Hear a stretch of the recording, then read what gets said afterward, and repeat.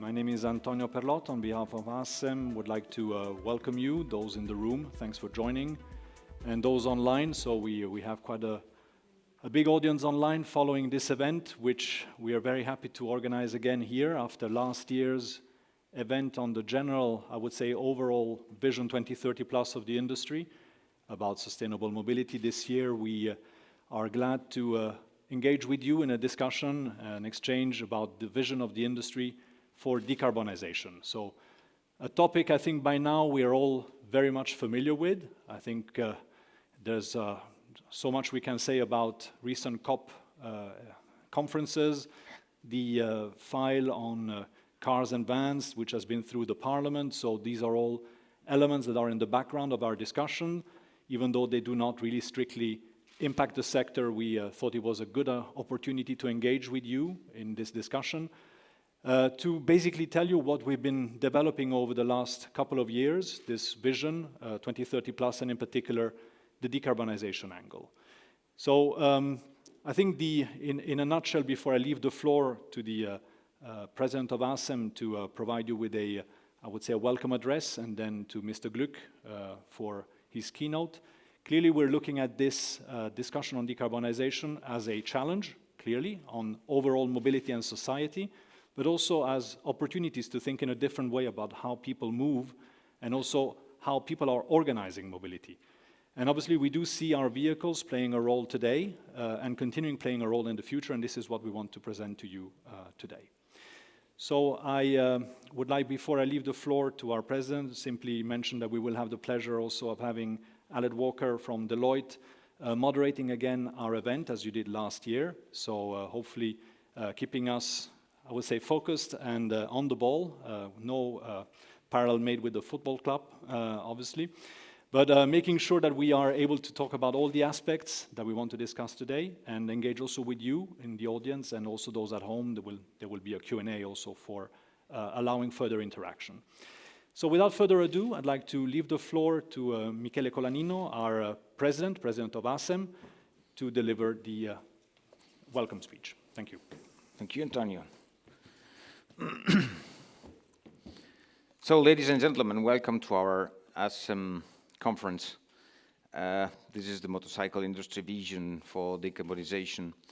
I'm delighted that you are here today and that many others are joining us online for this second web streamed conference. So thank you very much. I also want to thank our panelists. We'll discuss both the present and the future of motorcycling and what our industry will do to support the EU in achieving zero emissions by 2030. But before our panel discussion begins, I would like to quickly set the scene by telling you about the current situation. You know that the European motorcycling industry is a complex ecosystem that brings together many companies, from multinational ones to SMEs. The largest companies in the sector represented in ACEM operate 40 manufacturing sites and 35 R&D centers across Europe. In addition, there are many manufacturers of parts and components, personal protective equipment, engineering companies, sport organizations, and more. This industrial complex generates jobs for approximately 400,000 people, and it contributes for about 21 billion to GDP across Europe every year. In terms of vehicle use, as you can see in the charts here, there are approximately 40 million of two-wheelers on Europe's roads today. And every year, about 1.5 million of motorcycles or mopeds are sold in the European Union. Our sectors have recovered well from the pandemic situation of 2019. This is not surprising because our vehicles fulfill important social functions such as urban mobility, leisure riding, and last-mile logistics. We expect the number of two-wheelers in Europe to continue increasing in the coming years as the population of European cities grows. Vehicles produced by ACEM members can play an increasingly important role, contributing to reduce congestion and helping cities to meet their climate objectives. These are positive words, but this doesn't mean the future is short of challenges. Indeed, seeking to look beyond the pandemic, the current geopolitical situation has significantly affected the European economy. Nobody knows that today's energy prices are a concern for manufacturing companies. Some are more affected than others, but the situation is difficult for all of us. Energy is an essential input in an industrial process. The European industry needs affordable energy, and we also need predictable prices. In a sense, the current crisis is more complex than the one we faced during the COVID-19 pandemic. During the lockdowns, every sector has been affected. But now we are facing challenges that will affect the long-term competitiveness of the industry. Another source of concern is access to raw material and critical components, such as microchips. These issues will become increasingly important in the future as we increase the production of more advanced and complex vehicles, including electric ones. Raw materials come mostly from outside the European Union. If we do not put in place fair counter-actions, the dependency from these regions will increase significantly. European institutions are aware of that and are working to strengthen the EU value chain in strategic segments. By way of example, the principle behind the new battery regulation to increase the availability of raw materials through reuse and recycling goes in that direction, and we support it. These are areas where the European Commission and our elected political leaders must continue working to find effective and long-term solutions. On long-term sustainability and decarbonisation, the recently concluded car and van CO2 European legislation has created a lot of debate. Although the motorcycle sector is not covered by such legislation, and I have to say it counts for less than 1% in total emission in European Union countries, we have engaged with ACEM a proactive reflection within our Vision 2030. COP27 has put the topic of a just transition further into focus how to deliver on decarbonisation, ensuring mobility for all, competitiveness, as well as a future for next generations. We believe that in the future, the motorcycle sector will combine innovative technologies such as electric powertrains, e-fuel and hydrogen-powered vehicles. Other technology solutions may be developed as we move ahead. Our industry strongly supports the principle of technological neutrality to drive down CO2 emissions cost effectively and in line with the EU's Green Deal objectives. Nobody doubts that electric vehicles can and will play a role in the mobility of the future. Indeed, electromobility is a key component of ACEM's Vision 2030. Let me say, I repeat, is not the only one.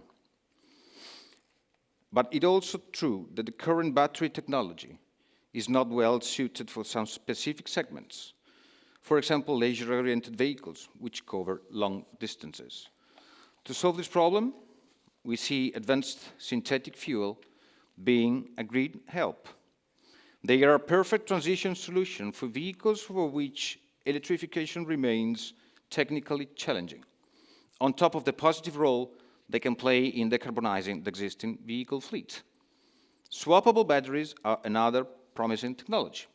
It is a top priority for our sector, and we are working on this within our Swappable Batteries Motorcycle Consortium. Our panelists will probably touch upon this too. As you can see, our industries are proactively taking action to reduce CO2 emissions. We are addressing these from different technologies angles. We are ready to work on our vehicles, developing new technologies, and playing our role in the decarbonisation process. So technology is not an issue for ACEM's producer. But we also need policymakers to create an environment that makes the transition possible without putting companies and jobs at risk. This is another crucial aspect that we have to consider. On a general level, it is essential to understand that the motorcycle industry is not the car industry. There are substantial differences in manufacturing scale, R&D capabilities, and maturity of technology. I repeat, we are responsible for less than 1% of the total emission in Europe, and I think all over the world. Our sector will progressively lower its CO2 emissions, which are already low in essence. Our vehicles are light, efficient, and therefore frugal when it comes to energy needs. But to keep the required technology affordable for citizens, we need a reasonable time to continue to deliver on decarbonization. I'm sure the European Commission fully appreciates this. On electromobility, there is today one key challenge: charging infrastructure. Europe also needs to address this issue on sufficient charging infrastructure, and I would say urgently. We need charging stations not just in a few wealthy countries, but across the whole European Union. And those charging stations must service both cars and motorcycles. This is essential to increase the market uptake of electric two-wheelers. The transition to electric vehicles will also need different forms of financial support. Intelligent taxation and well-designed financial incentives will play an important role here, even if it's not the solution. As you can see, the good news is that positive change is possible, but we will need strong cooperation and commitment from both industry leaders and policy makers. I'm sure we will come back to many of these points with the next discussions with our fellow discussion with the panelists. To conclude, I just want to thank you and not, taking other time for your attention, and hope we'll enjoy today's discussion. I will give the floor now to Andreas Gluck, member of the European Parliament, who will tell us how he and his institution see decarbonisation and the role that two-wheelers can play in supporting sustainable mobility in Europe. Mr. Gluck, the floor is yours. And thank you, everybody, again, for being here today with us. Yeah, thank you. Thank you.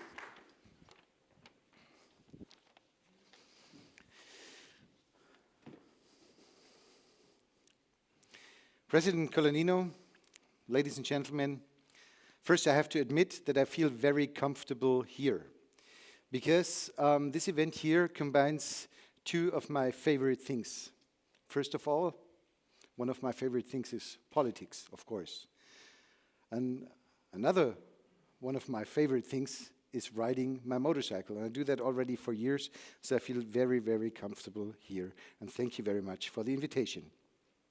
We are all here because we want to decarbonize the transport sector, and we want to ride our motorcycles. Right now, when you take a look in politics and when you take a look at this parliament, there are two camps. Like, one camp is the one which wants to regulate or over-regulate by picking certain technologies and banning others. It is like having your favorite children of technology and your stepchildren of technology.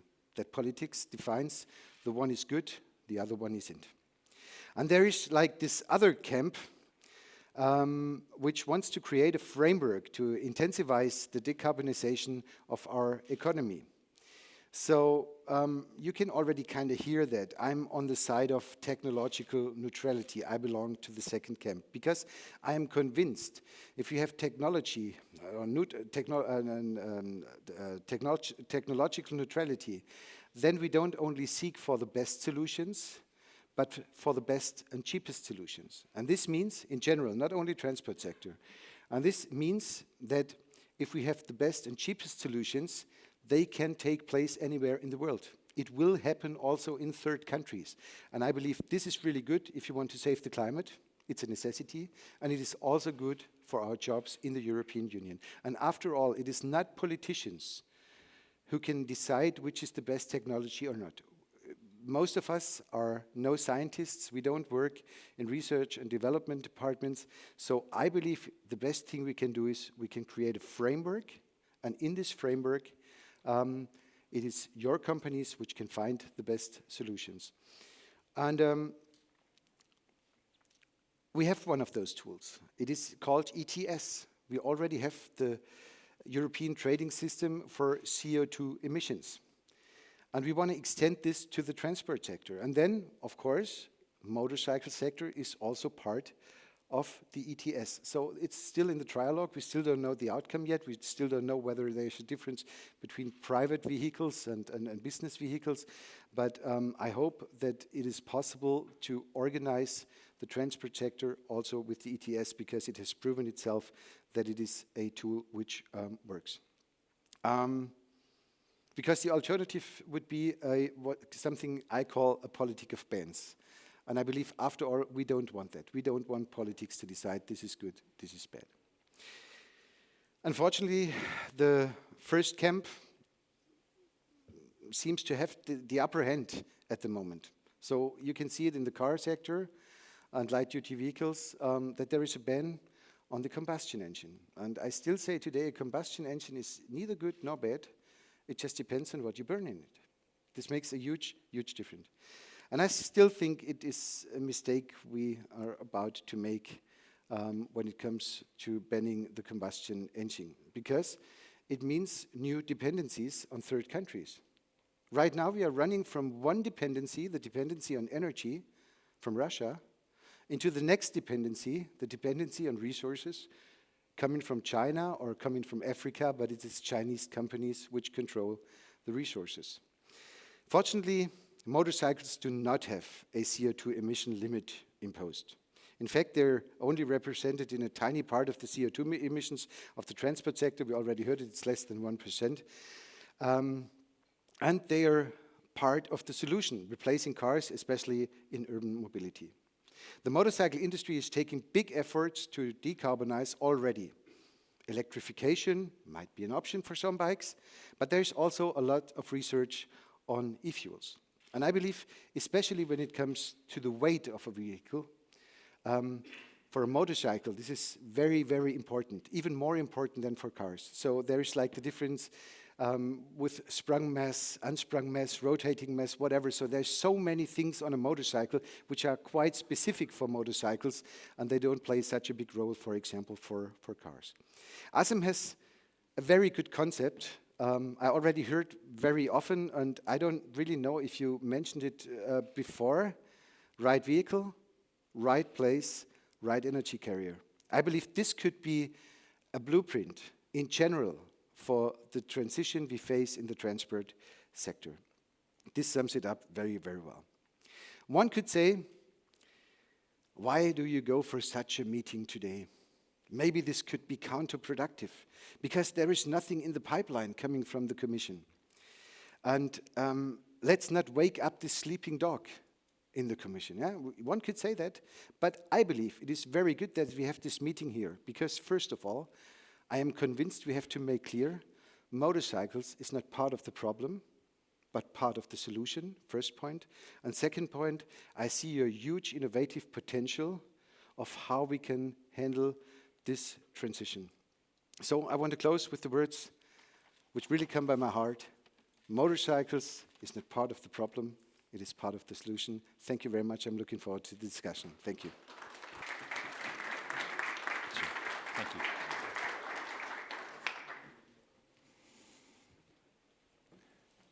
Okay, good afternoon, everybody. Thank you very much for the opening keynotes. As Antonio briefly mentioned, my name's Alad Walker, leading our automotive sector at Deloitte Consulting, and had the pleasure of working with ACEM and a number of its members over the last year around the transition to sustainable mobility. And really happy to zoom in for this panel discussion on the industry's vision for decarbonisation. I think we see 6, 7 different nationalities represented, and also a diversity in the panel in terms of background.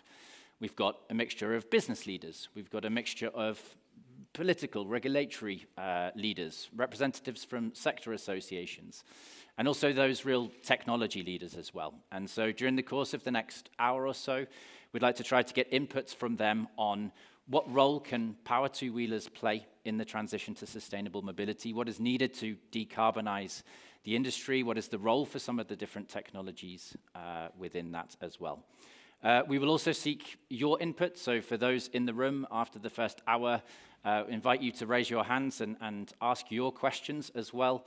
And also for those listening online, it's simple in the tool. I've got the iPad just here. We'll be facilitating the questions as they come in and directing them towards the panelists. So with that in mind, I'd like to kick off, first of all, with Mrs. Isabel van Doorne, Deputy Head of Unit Innovation and Research at DG Move. So welcome. Maybe you could set the context in terms of the EU mobility strategy and how you see the role for power two-wheelers in the EU mobility strategy. Thank you. I think that it was already said in the introductory speech. Well, the strategy that was issued some time ago now was a bit the implementation of the Green Deal that was published just before, and it was also followed by several packages. Basically, what we want to achieve, and maybe I would like to add something to what was said, is that the mobility strategy is not about vehicles, and it's about the system, so the whole system. What we bring is that we want that the system is more efficient, and of course, you have mentioned it, now we are in the energy crisis, so we need to have also the efficiency in terms of energy consumption. But then we need also to have each mode, including the road transport, being, let's say, cleaner, more sustainable, and more energy efficient. So that's maybe the big picture of the strategy. Then beside that, we are using keywords, and maybe it could have been considered as, let's say, buzzwords, but we really think that we need to continue on that way, and that, which is multimodality. So maybe it's a variation of the right vehicle at the right place at the right, with the right energy. So it's used because I use my own energy. I am a pedestrian. So I think that we need also to take that into account, that we want to have a multimodal system and to use the right mode for the right purpose, even if when I walk. And maybe the last element I would like to bring is that we had a strategy which is, let's say, focusing on sustainable mobility, but we have also the smart mobility, because we always say that we need the smart element to have this system working and, let's say, future-proof. I will maybe stop here with my opening statement. Perfect, thanks very much. Let's maybe go a little bit deeper into the PTW sector in particular in that context. Antonio, could you maybe explain a little bit more around the different types of power two-wheelers you have, the different types of use cases that we need to think about when it comes to decarbonisation? Yeah, so indeed. Well, you can see here let's say the exhibition is showing different kinds of two-wheelers, and importantly, I believe we have a slide showing also the different kinds of categories that are involved in our type approval regulation. I don't know if they can be brought on the screen, but what characterizes the sector is clearly a huge difference depending on the kind of vehicle, the performance it has, and also the main usage it is meant to cover. So here on the screen you can see, obviously, from small displacement, urban vehicles that are meant to be indeed, as you were saying, light, agile, and fulfilling a very specific local need, so short range, all the way, I would say, to bigger vehicles, which are meant for a leisure purpose, in particular outside, of course, the urban environment, for whether it's leisure riding in terms of touring or I would say, sportier usage. And last but not least, and I'm thinking about this reflection you were mentioning about multimodality and what vehicle can provide the best service in a given circumstance.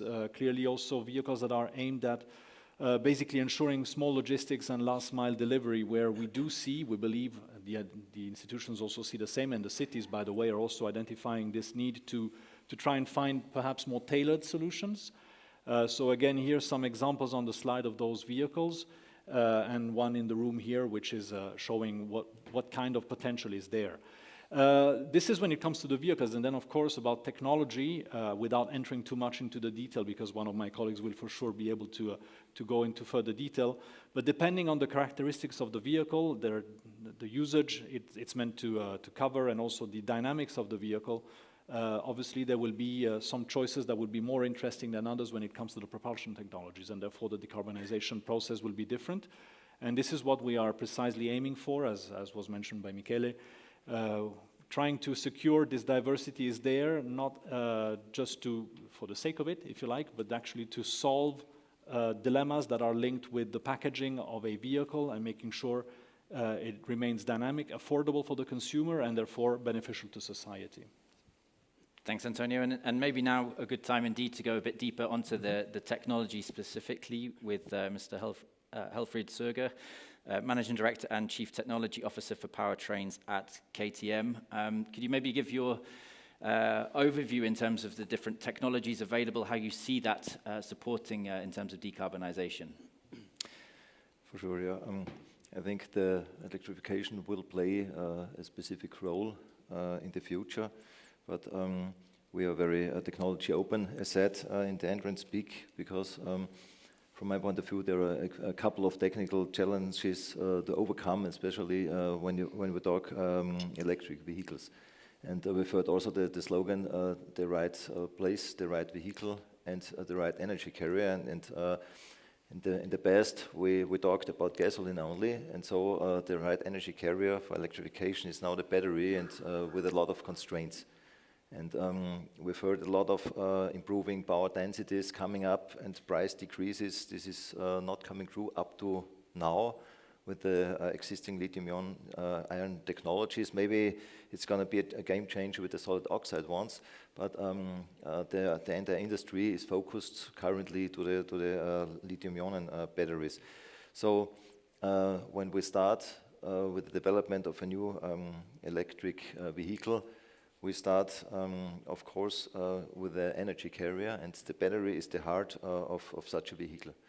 And the weight is decisive, the dynamics is decisive, as we heard. So just to give an example, out of our layouts, you see the free rate E here with around 110 kilograms. If we compare that with an adventure bike from our house, which has around 238 kilograms with a specific range, the same vehicle would weigh around 420 kilograms, aiming for the same range. So it's all about battery, optimizing the power density and reduce the weight. So this is one technical issue, for sure. And the other one is the safety, because with a very heavy vehicle, you cannot maintain the safety under dynamic behavior.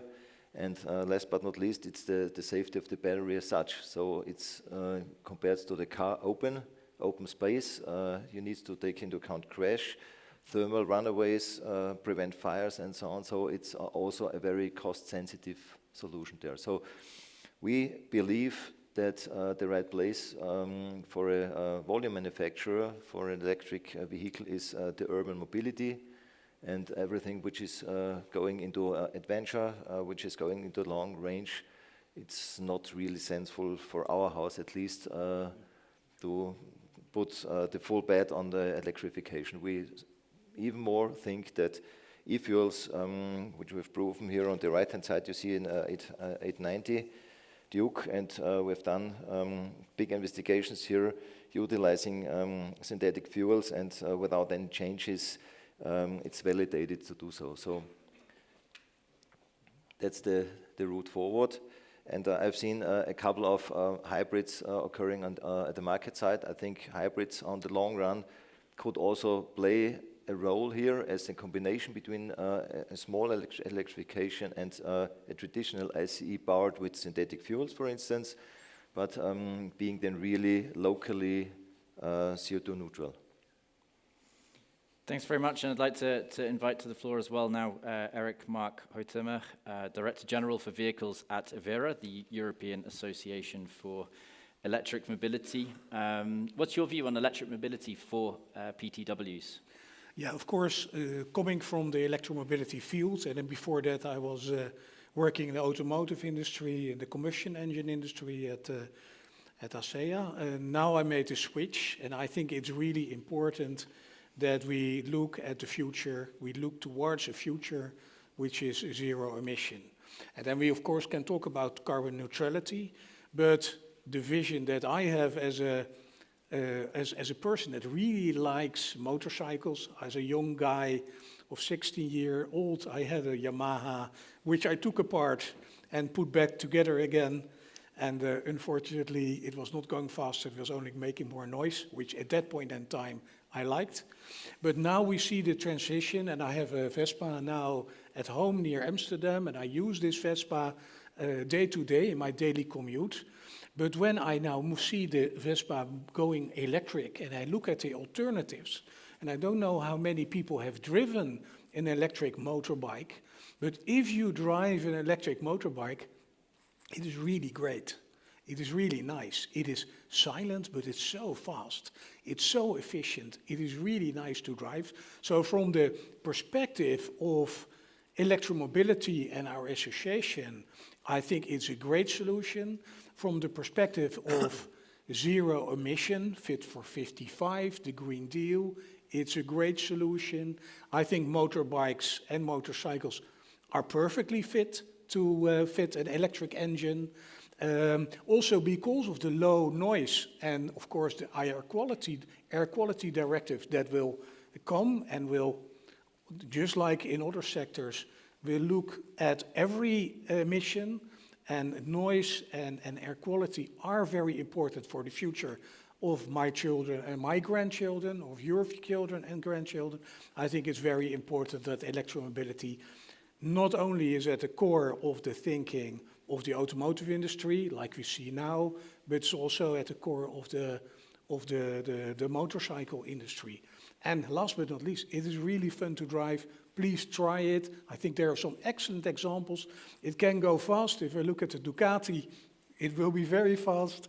It can be very efficient if I look at the vehicles that are there for day-to-day deliveries, and it can be fun as well. Thanks very much for the introduction. Also like to ask Mr. Ralf Diemer, Managing Director of the E-Fuel Alliance. What are we talking about when it comes to e-fuels, and how could it play a role in helping the decarbonisation for power two-wheelers? Yeah, thank you very much, first of all, for the invitation. I assume I should talk now about combustion engine motorbikes fueled by e-fuels, but I actually agree with Eric Mark that there are many use cases for electrification. That's, by the way, not only the case for motorcycles.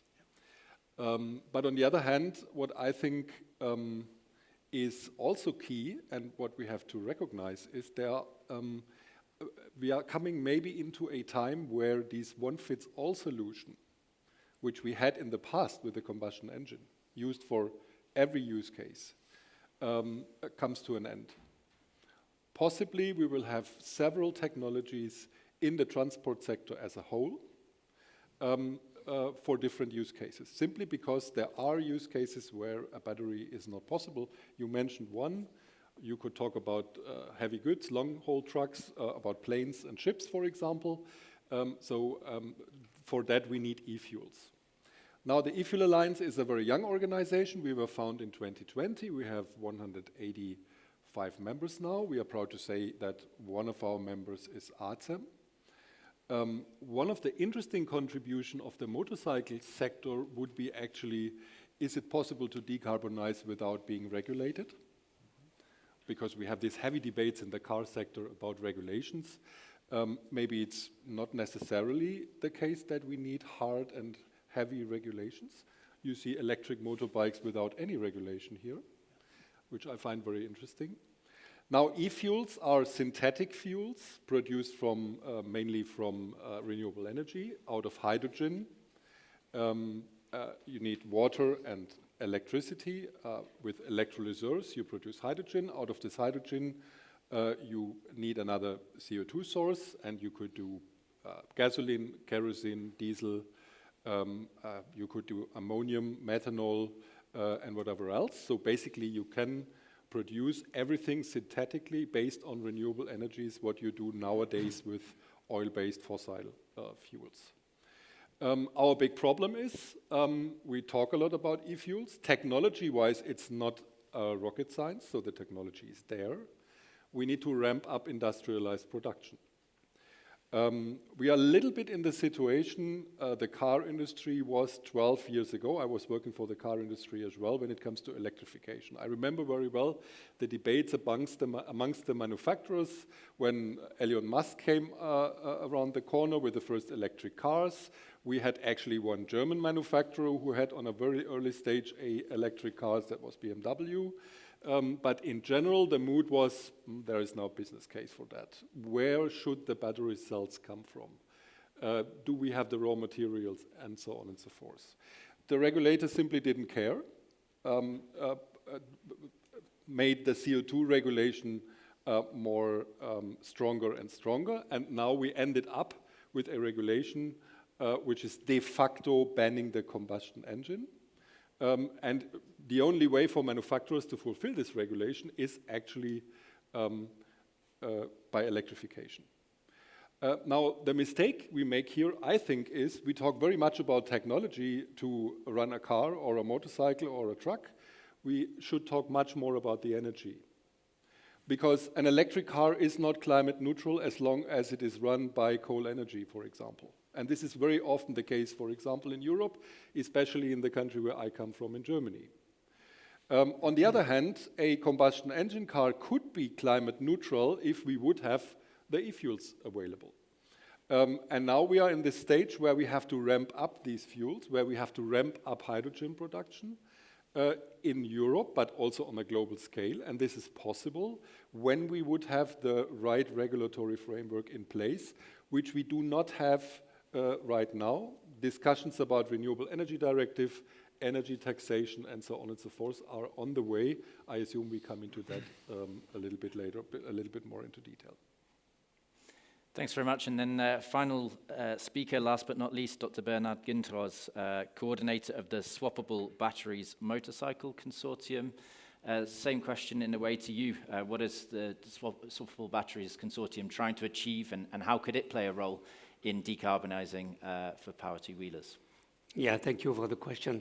In fact, the Swappable Battery Motorcycle Consortium has been launched recently in February of this year under the initiative from its core members, mainly Piaggio, KTM, Yamaha, and Honda, and with the aim to promote the electrification of the motorcycle sector as a solution towards massive decarbonization of the mobility sector, and specifically through using a swappable battery system as a solution accessible to all, as a solution to the concern of the consumers and users regarding range, charging time, infrastructures, but also costs. And today, the SBMC, this Swappable Battery Motorcycle Consortium, counts more than 30 members. 4 will join in the coming days, in fact, and there are more than 30 expressions of interest in the pipe that we expect to have on board very soon. So it has grown up extremely fast, showing the interest of many different let's say, stakeholders of the entire value chains. It's not only OEMs, it's also battery providers, also energy providers. And this is very important because it's a system approach. So this swappable battery system will not only bring some solution for the motorcycle itself, but for the entire, let's say, energy context, especially in urban areas. So today, the roadmap of SBMC is as follows. There will be some development of common specificities, technical specificities, or specifications, common also design specifications, common to all members, in a way that these people will then consider these specifications in their development for trying to unify or harmonize the solutions and make things relevant for anyone having, let's say, a kind of interoperability compatibility also for different brands, different models throughout the world, and especially also in Europe, because now we have a real key strategic targets with this decarbonization and towards carbon neutrality. And from this development, there is also a need to confirm some new innovations, and then to promote this innovation as mainly through standardization as a very, let's say, a robust booster from innovation to market, supporting and helping dissemination deployment of successful new solutions. And so that's really the aim of this SBMC, keeping in mind that the ramping up and growing up in terms of membership has been quite impressive this year, extended a lot what we expected initially. Thanks very much. So we've heard the first opening remarks from each of the different panelists. We'd like to move now into a further discussion, and maybe Antonio, you can kick us off. Obviously, we're sat here in December 2022, but it's one moment in time, but decarbonisation is a journey. Can you maybe talk about some of the progress that you feel the sector has been making, and then also, you know, what for you are the main challenges ahead, and what are the main asks that you have as ACEM for the journeys ahead? Yeah. So thanks. I'd like to start maybe picking up on what Eric Mark was mentioning. Indeed, on electrification, we do see the growth of what was a pure niche a few years back. Obviously, that niche is still a minority of the market, but we do see this picking up in particular for the low displacement vehicles and in the urban environment. So you were mentioning scooters in some markets, and it's also linked with taxation, as was mentioned by Michele, incentives in general on how mobility is directed. We do see that picking up in some markets significantly. In some markets we have, for mopeds, we're close to 30% of new sales being electric, which is probably much higher than anything you can have so far on cars. But this is linked to the specificity of the product. And I think this is the really important thing. When people purchase a vehicle for urban mobility, they will be facing with an additional cost, an additional complexity, but that is linked also with the short range use. So it's an acceptable cost in some markets with some incentives. In other markets where the incentives are missing, it becomes a huge markup cost. Yeah. So I think this is one of the areas where we do see progress, but obviously it depends very much on the national situation. If you look at bigger motorbikes, so here we have some examples also of prototypes which are linked with competition here in the middle. So obviously it shows the industry is looking very much also at solutions there when it comes to the electromobility, but we mentioned already the challenges that are there once you extend the range or the performance, and what it means in terms of the impact it has on the dynamics of the vehicle. So here, for this part of the market, the niche is still a very small one. And we do see that this is going to take a long time to address this, to improve when it comes to electromobility. And this is why we push very much for the multi-pathway to decarbonisation as a way forward, realizing what was mentioned by Ralph also, that e-fuels and in general also in the intervention made by Helfried, we do see these vehicles taking a much longer time to be able to move to mass production, if you like, of electric solutions. And that is why we are aiming really for these ones on e-fuels and I would say in general the internal combustion engine. Let me allow me one step back. I mean, you said also where do we come from? I mean, we have a history, if you go back in time, of being really providers of mobility. I think everybody will remember that in the 40s, 50s, two-wheelers, before you started using your Vespa, probably, yes, the vehicles were a clear mobility answer, and we see that this is coming back because there is more and more pressure in the urban environment, not only space when you're moving, but also space when you're parking the vehicle. So we do see those perspectives being quite positive in terms of growth, but we need flexibility for the solutions. This is very important.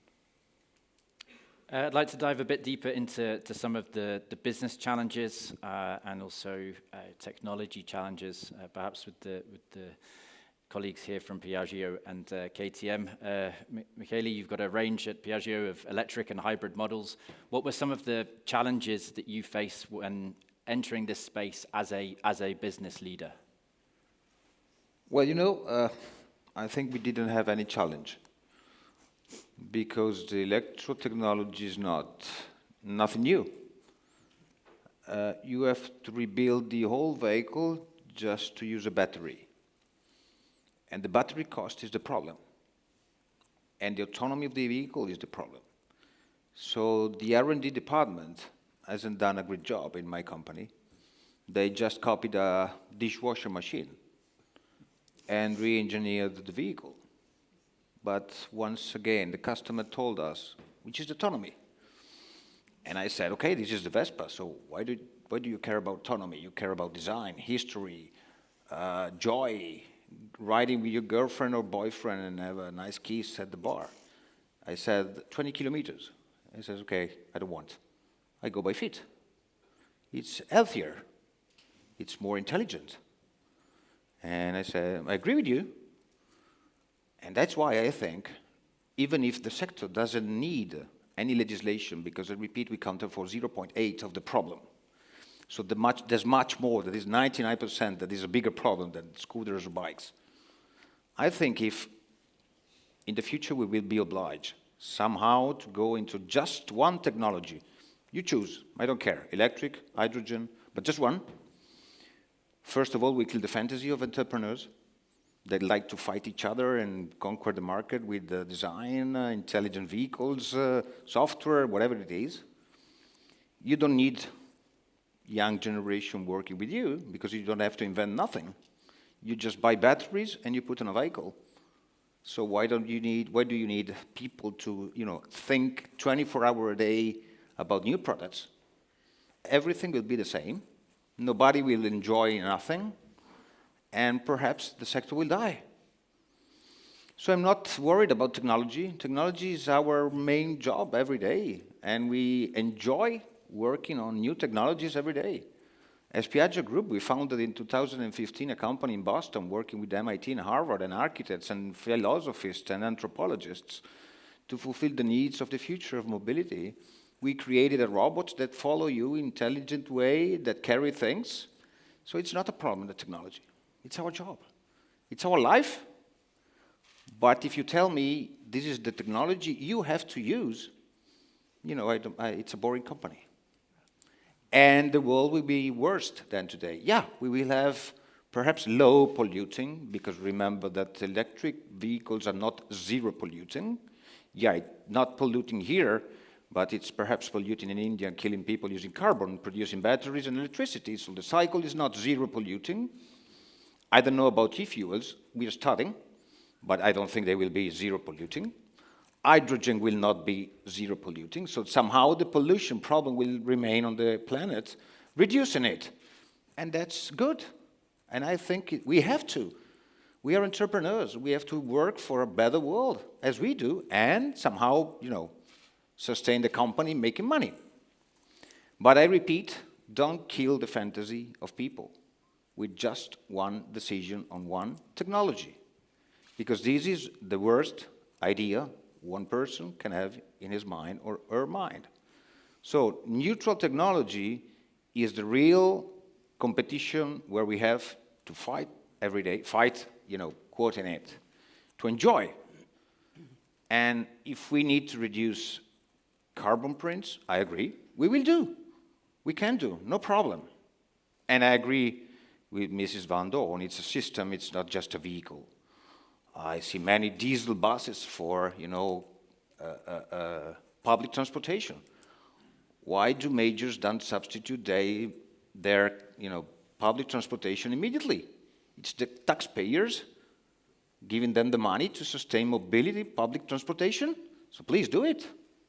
So the world is not just one or the other.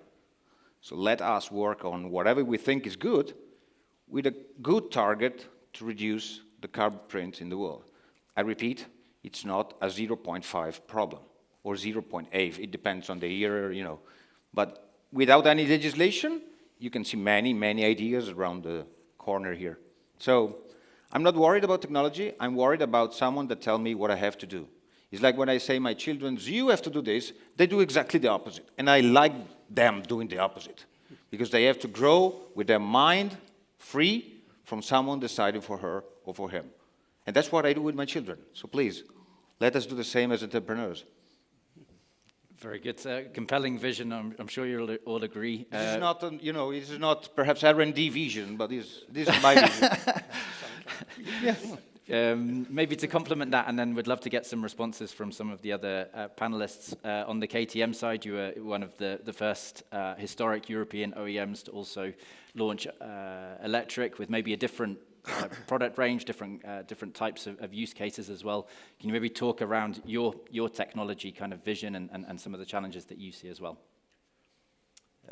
I'd like to catch up with Michele. I like this very much, this statement, because I think one word to that, the politics need to create a framework, and a regulation can be a good thing if it's done in the right way. Mr. Glück, you are on the right camp. I believe so, but the technologies must be executed by engineers and scientists, and I think we will find the right technology pathways to fulfill the decarbonization in the future. I'm absolutely convinced about that. Coming back to your question, we're very proud of having introduced the KTM Freeride in 2014 as the first high voltage off-road vehicle. We are maintaining that, so we have had at that time certain issues to bring it really and launch it to the markets for the reasons that people do not accept it 100%, but it has changed a lot. And right now we're working on 3 platforms for new electric vehicles in this low voltage range up to 48 volts, because we strongly believe this is a good combination of weight, as claimed before, and also cost, because every manufacturer needs also to have a close look to the ecological and not only the economical way. So we are developing these platforms, and the technology is a cool one if you ride it off-road, but also on the street.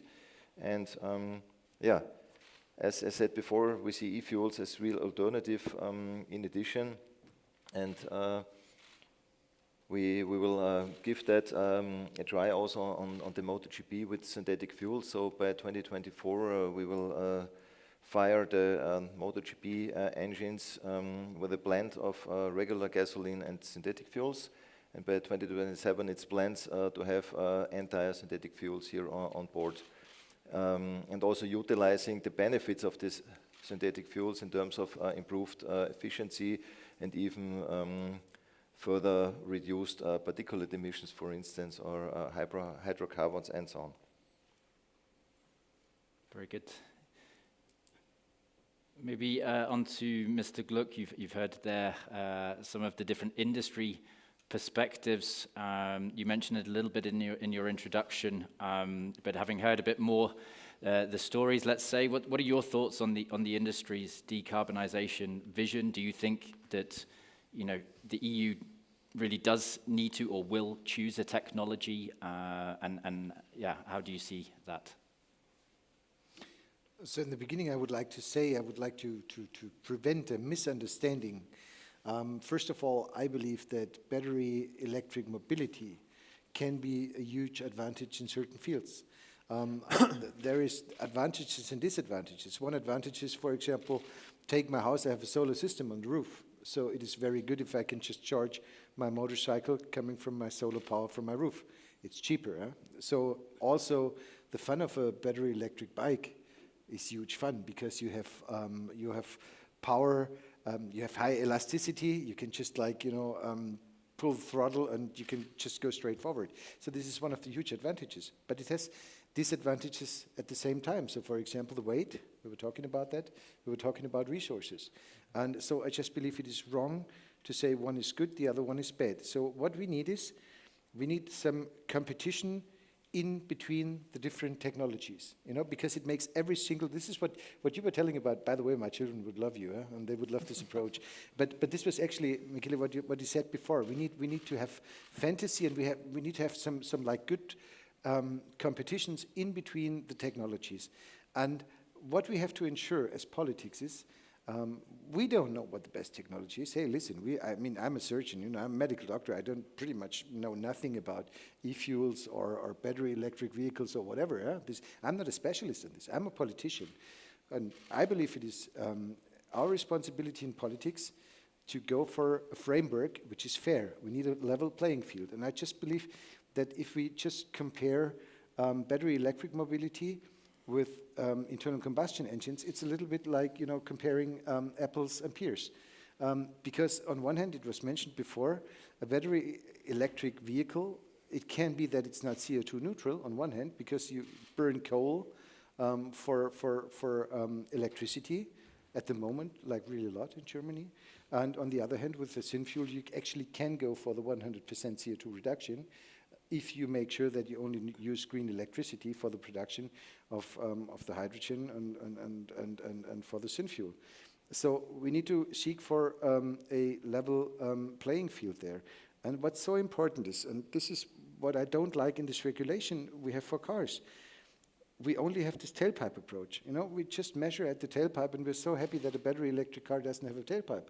And we ignore the fact that the emission takes place somewhere else. And on the other hand, we measure CO2 coming from synfuels, and at the same time we ignore that it's exactly this CO2 which is coming out of the tailpipe was already put in the synfuel in first place.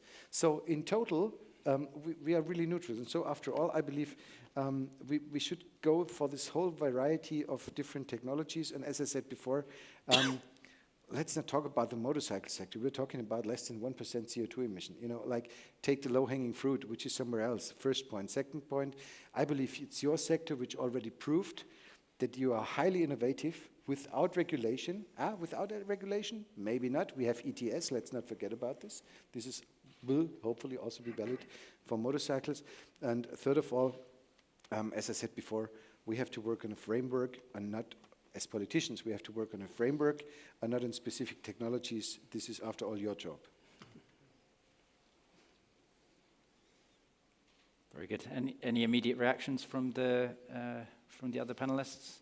Or maybe I hand over to Isabel. So we heard there a couple of themes around, thinking about the PTW sector in the context, in the broader context, and also around having competition between different technologies as well. Isabel, your department works on research, on innovation, in the broader context of the future of mobility. What do you think is needed in terms of further investment, further development of those innovations, those different technologies?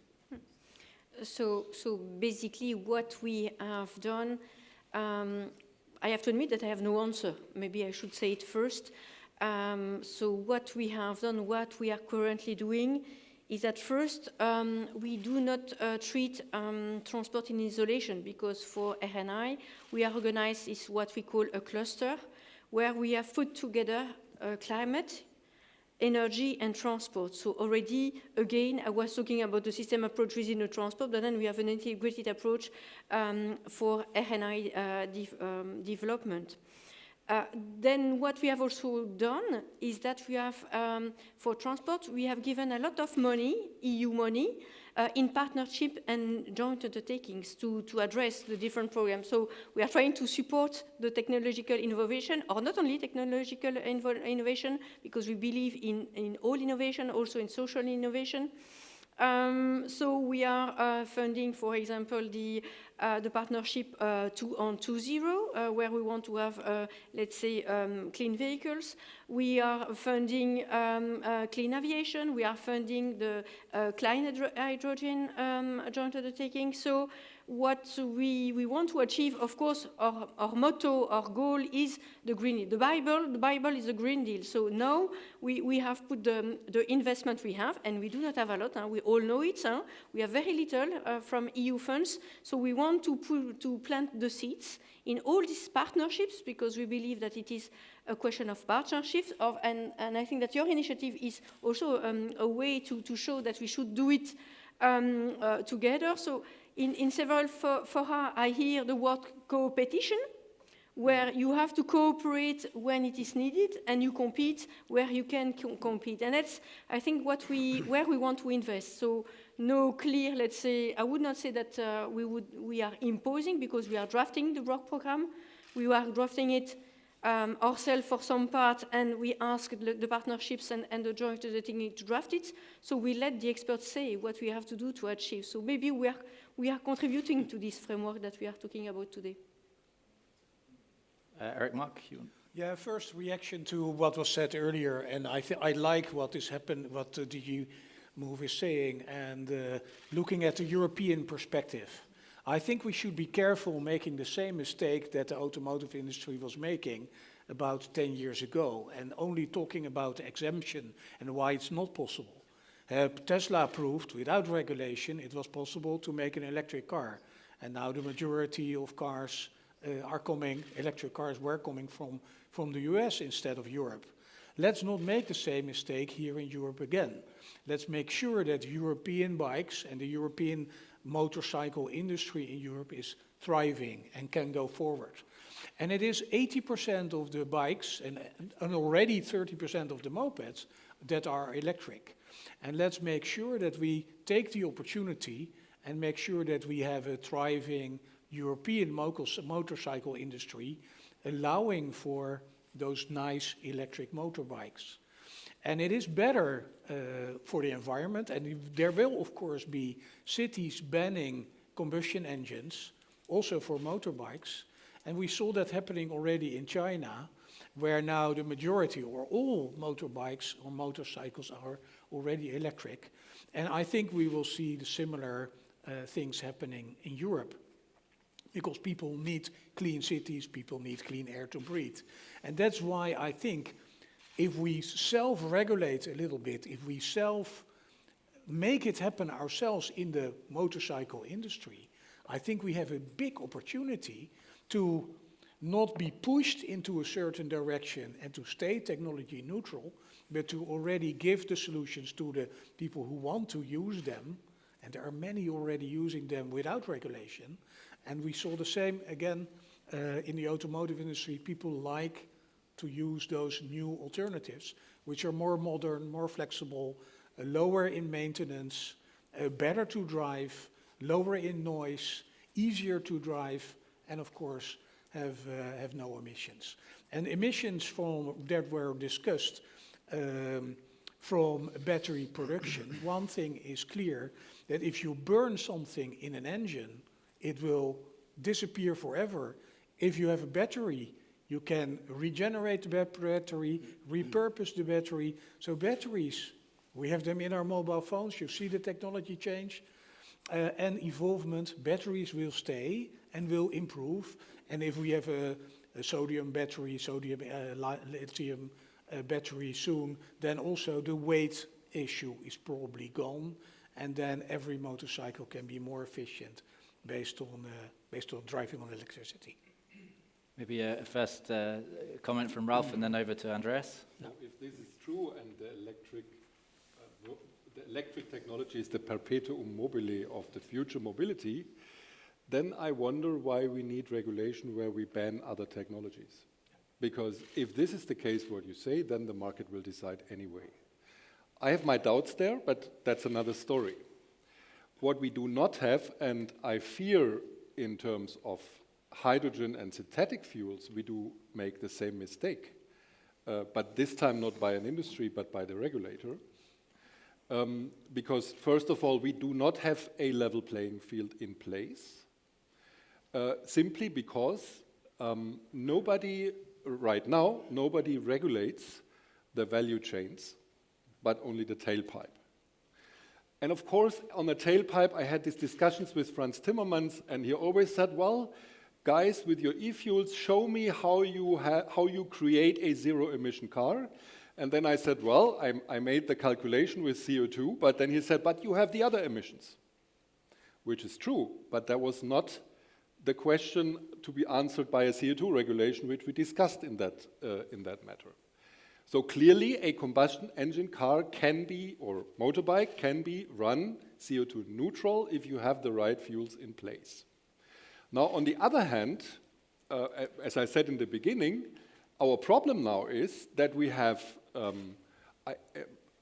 discussion right now when it comes to the Renewable Energy Directive and the so-called delegated acts, which are in discussion right now, that the European Commission tends actually to regulate every step on the way. So you have to be regulated which kind of energy you are allowed to use when you are producing hydrogen or e-fuels. You have to be regulated which CO2 source you are allowed to use if you want to make e-fuels and you need a CO2 source, and in which time you are allowed to use this CO2 source. And so on and so forth. I could do now many more examples.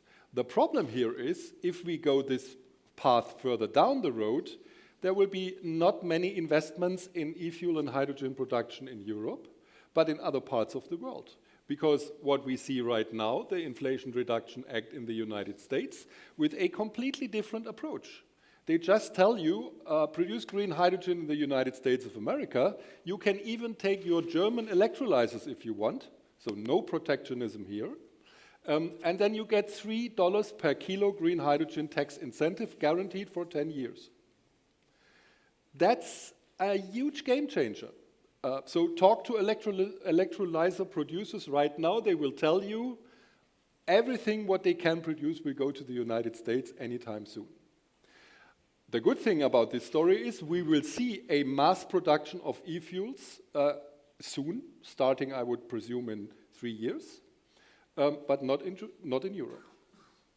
And one last point I would like to add, because there is a lot of talk about the system. The Commission talks about the mobility system, and this is all right. I agree with all of that, but we have to talk about the energy system as well. As soon as we have vehicles in the market which are not depending on our current energy system, which we want to get rid of it because it mainly depends on fossil fuels, we have to think about different energy systems here. Now, in Brussels are many people around who tell us this can all be electrified. And we don't talk only about transport here, by the way. We talk about industry. Everything can be electrified. I doubt that for 2 reasons. First of all, technology-wise, it's not possible to electrify everything. I could tell you a nice story about a call I had by a battery manufacturer the other day who asked me, where can I get e-fuels? And I asked him, why do you need e-fuels? He said, I have some ovens in my production line which I cannot run electrified because the temperatures are too high. So even there, e-fuels are needed. So if this is the case, then, and the second reason why I don't believe this will work, we never will produce enough renewable energy in Europe for that.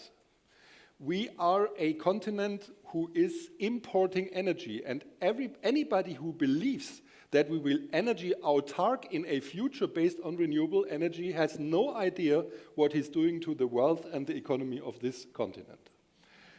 If it's true that we will be energy importing also in the future, but on a non-CO2 based basis, so to speak, we need liquid and gaseous molecules because we cannot import electricity directly from South America, from North America, or from wherever they are produced. Very last point, sorry I'm too long, I know, but energy security. Now we see after the terrible war happening in Ukraine and the energy crisis we are in, that it's a bad idea to be dependent on only one major energy supplier, for example, for gas. I mean, I come from Germany, I can tell you the debates are really interesting we have right now. The big chance we have with e-fuels is actually to distribute our energy consumption and also energy supply in the future, because countries like Chile, like Australia, like Namibia, like North America again, by the way, other places in Africa can come into place, produce e-fuels, and we can also, with partnerships, choose different energy distributors in the future. I think when we discuss this whole issue, we have to have a view on the systematics of the energy system as well, and only then we will come also by the way to reach the climate goals, which we are far away from right now. So. Yes, thank you very much. I just wanted to respond quickly to what Eric Mark said. Sorry, turned it around. Eric Mark said. You know, I agree on a lot of things you said. So, for example, that this sector already does a lot, even though there's no regulation. But you know, when I heard you before and I was listening very closely, for me it sounded a little bit that electrification per se is a value in itself, which is not. I believe we have to seek for the best technologies. And of course, electrification is one cornerstone, not only a stone, maybe even a big, huge cornerstone. No doubt about that. I don't want to doubt that. But please let's keep the discussion open also for those other technologies. And then very, very often, I believe I heard the word efficiency before. I believe Isabel was talking about efficiency. I completely agree. Efficiency is like one of the major things we should seek for. But there is also other principles. It is not only the principle of energy efficiency, which is important. So for example, in Germany right now, we have this year, in 2022, we have a share of almost 50% of renewables in the electric grid. And the more renewables you have in the electric grid, the more renewable capacity you have, the more you face two problems. One problem is you don't have enough electrical power because it's dark and there is no wind. But the other problem is, if you really want to seek for higher share of renewables, then the installed capacity has to be so much higher than the highest demand, because you want to make sure that you always get electric power. But this means, on the other hand, that every year we have more and more days where we have too much electrical power in the grid. This is, by the way, the times when we turn our wind turbines out of the wind, because please, not more electric power right now. We have negative prices on the electric stock for electricity in Leipzig.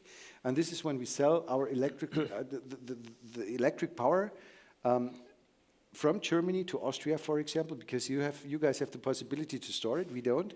And if you take a look at Europe, we have a storage problem. So please, under those circumstances, that sometimes we have too much electrical power in the grid, please let's not only seek for efficiency, let's also seek for security of supply. And because of that, we need those other technologies. And as I said, electricity, better electric mobility is important, and it's a cornerstone, but it can't be the only solution to this problem.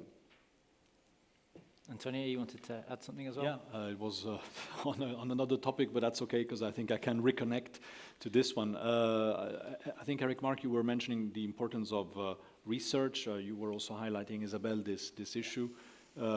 Partnerships were mentioned, and obviously we're part of PPPs when it comes to 2.0, Green Vehicle Initiative before.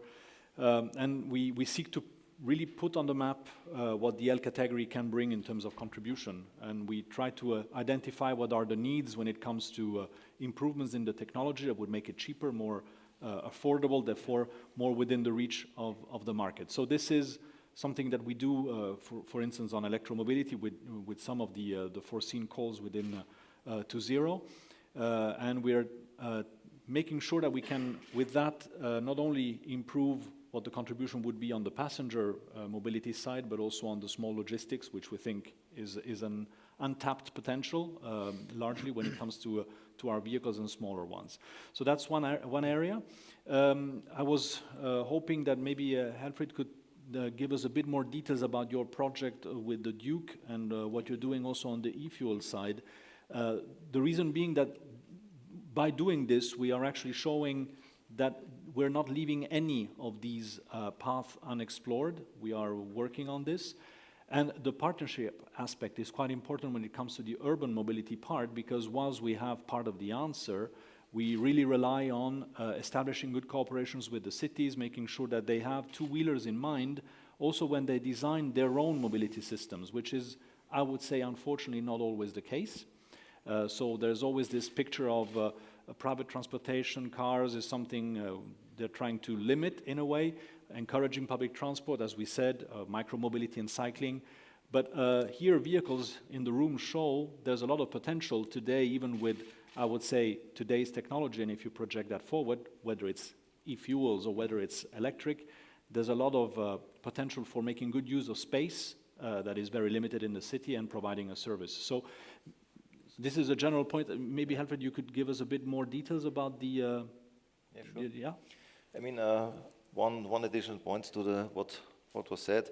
I think what we need to go back is to Fit for 55 at the end of the day, because we want to decarbonize. Otherwise, we would get lost. So, from my perspective, we need to take into account the fleet. We have a big fleet in place, and we're discussing only new technology. We need to provide technologies for the fleet, and this is primarily true for the passenger car area, because we have millions of cars out there, but we have also seen right before, we have a lot of powered two-wheelers out there. So why not combine the best of the two worlds to be real sustainable? Do the electrification on one hand side, do the e-fuels on one hand side. So we have always these discussions, what is best? Both is best, and we need to utilize both, because if it's according to the European Union right now, and everything must be electric, we will not achieve the CO2 target in 2035 nor in 2050. No way, from my perspective. So this means we need maybe, and the European Union missed the chance a couple of years ago on the passenger car side with the introduction of the Euro 5 legislation with this tank to wheel emissions.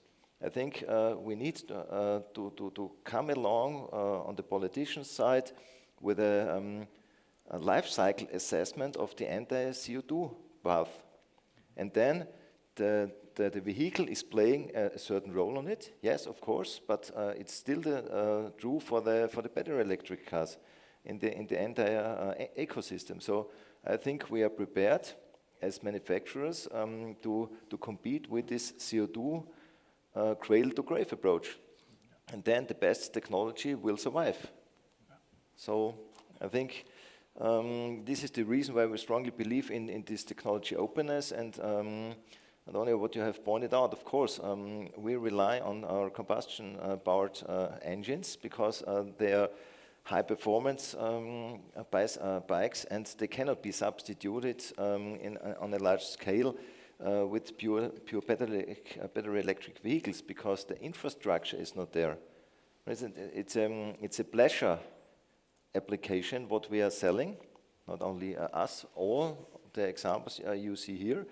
And you want to go to the mountain, you want to go off-road and so on. And I'm wondering who is providing the infrastructure for a pure electric vehicle in the forest. Maybe a diesel generator then providing the energy, I don't know. But therefore we have established a very intensive program of analyzing synthetic fuels on the fleet engines, and the result is overwhelming. You pour it in and you get better results. Of course, the research octane is a little lower, yes, but this can be overcome. But the emissions are slightly better, and without any substitution, you can refill the fleet. And what Ralf has pointed out, with the current legislation, where only battery electric vehicles and H2 is seen as CO2 neutral, nobody will really invest into big plants and provide the synthetic fuels. So from my point of view, there is a need to rethink this legislation, because as an engineer, what I in addition do not understand, if H2 is seen as CO2 neutral, why is a derivative out of H2 not CO2 neutral? This is no logic at all. So please give us a helping hand in the upcoming recital in 2026 to be more logic-minded in the legislation. Eric, Mark? Yeah, maybe to comment or answer some of the statements that were done. And of course, when we look at e-fuels, for example, I really agree that if we look at the existing fleet of motorcycles and cars, let's bring them all to e-fuels. But the disadvantage of e-fuels, of course, is that you still have the emission. You made a point here next to me that if you use hydrogen to create a e-fuel, hydrogen, and using hydrogen in a fuel cell, as a chemical engineer I know, then you create oxygen and water. You can create water from oxygen and hydrogen. But when you put an e-fuel in the same combustion engine, then you still create CO2, you still create nitrogen, and nitrogen is even worse than CO2. Then the other topic that you made on the energy mix, I think you are right. We need, of course, to solve the energy mix issue. And if Germany keeps burning coal to produce electricity, that is a huge problem we need to solve immediately. I think some might say use nuclear, like in France, maybe not the right solution as well. But let's look for solar. We can import solar energy from north of Africa. We can import water energy, hydro energy from Norway. We can import lots of wind energy. The Netherlands is producing lots of wind energy. Germany is producing wind energy. The UK is producing wind energy. So I think we can generate a lot of carbon neutral sources to drive our motorcycles on or our cars on. I think the key thing is, let's keep the technology and let's innovate the technology to make the cities and clean and keep them clean. And don't have this brownish glow in the city in the center of summer, which is nitrogen, not even CO2, nitrogen still coming from e-fuels, still coming from combustion engines. Let's get rid of that, and it is easily possible. And last, I wanted to say, if you want to drive a motorcycle in the forest, I think first driving a motorcycle in a forest, disturbing the animals, disturbing the night nature, probably not the best thing to do.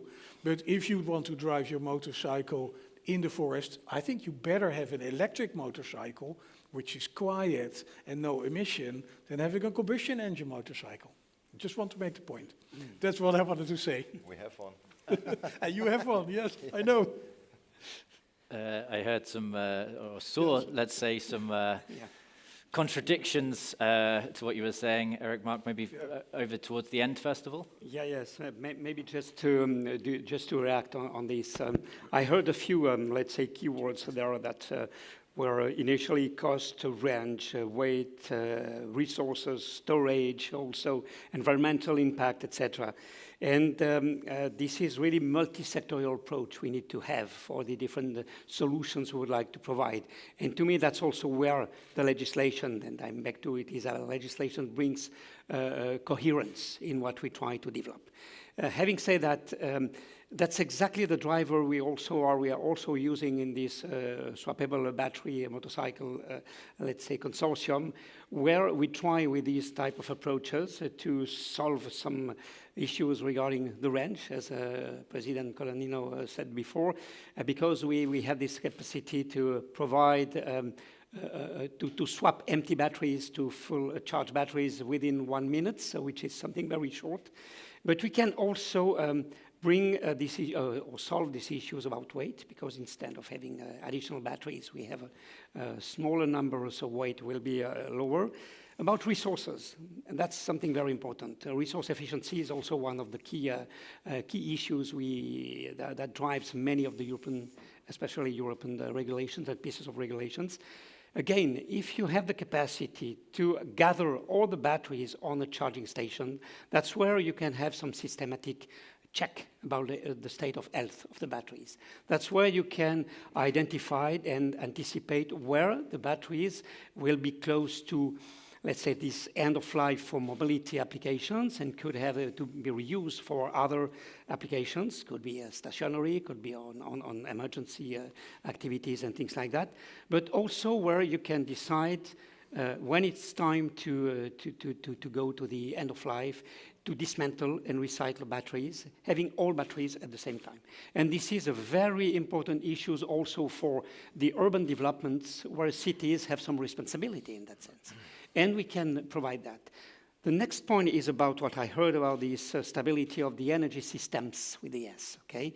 Again, storage. We have seen with electrification of our society, storage is key. Again, if you have quite an intense, significant storage capacities in a charging station, you can start to include this in the microgrid or local grid management.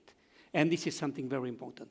Last point as an illustration about the support of legislation towards innovation as well is because we had an example with the alternative fuel infrastructure regulation.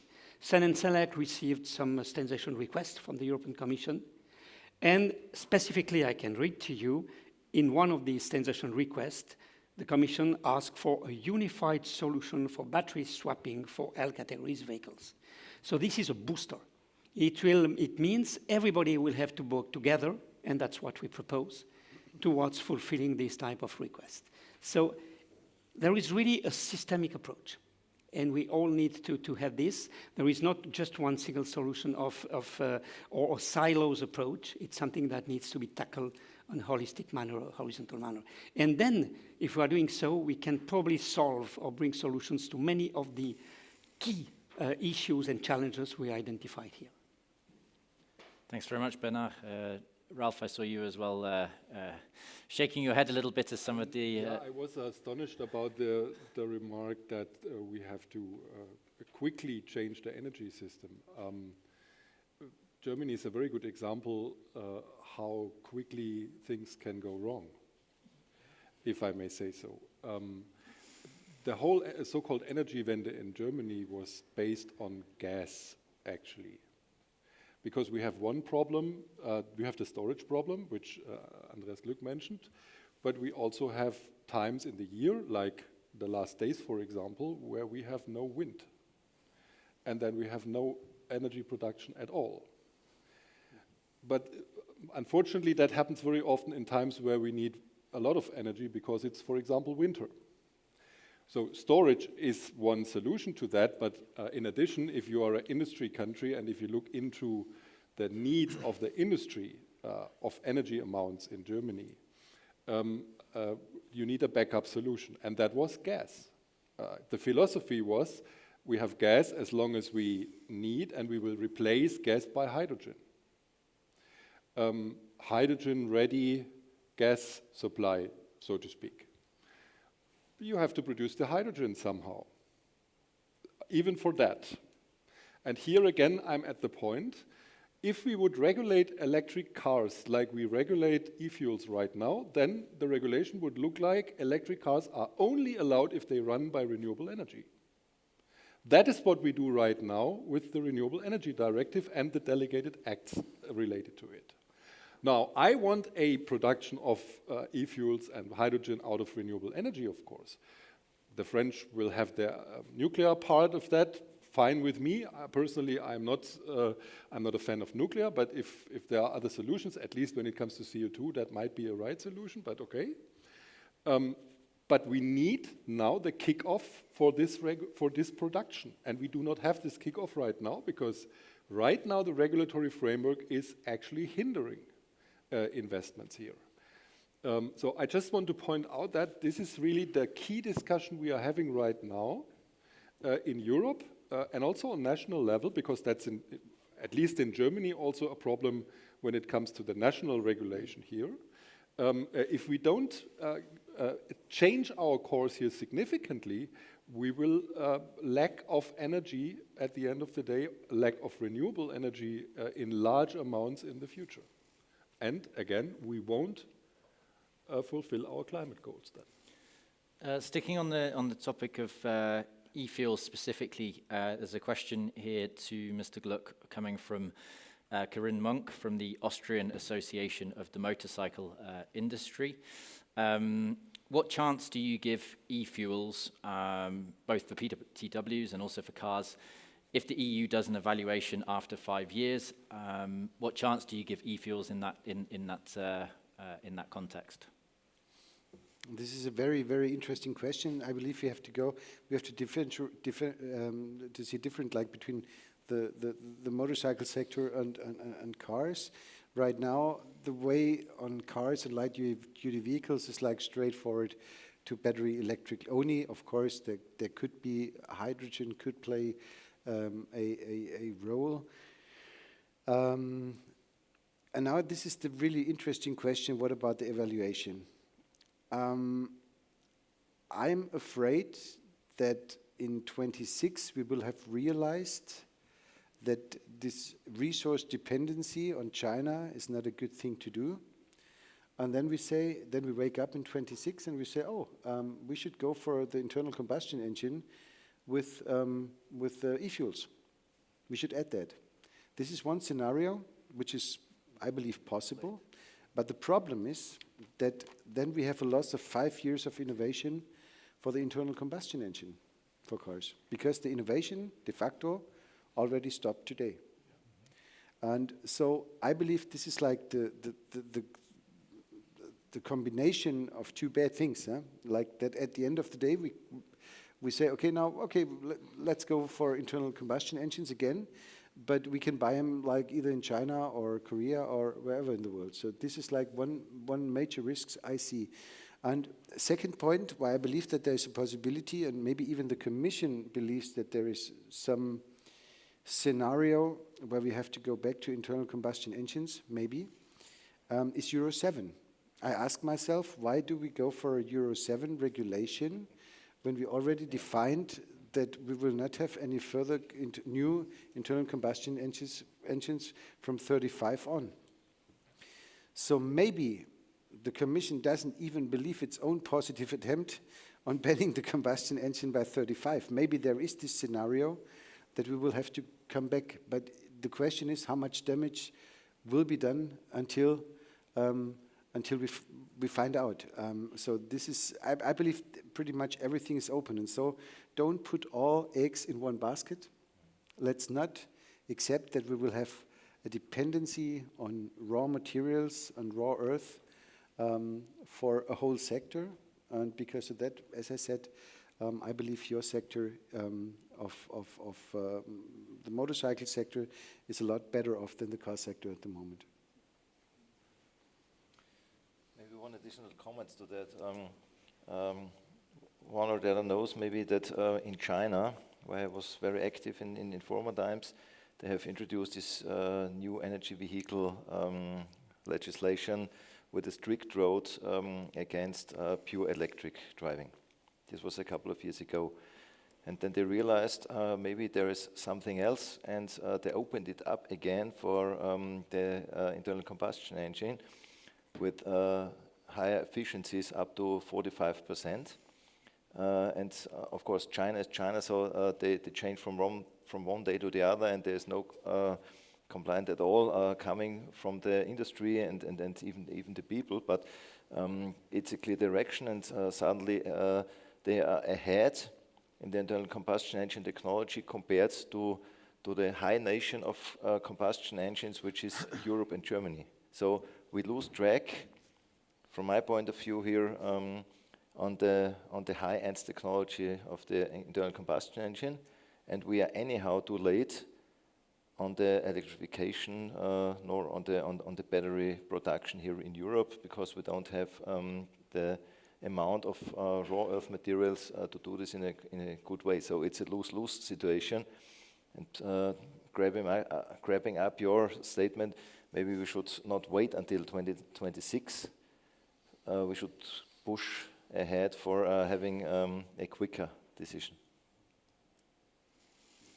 Thank you very much. And an open question to the group from Simon Noon, the head of Europe at ZAP EV. How do we decarbonize the existing fleet out there, and who is responsible for this?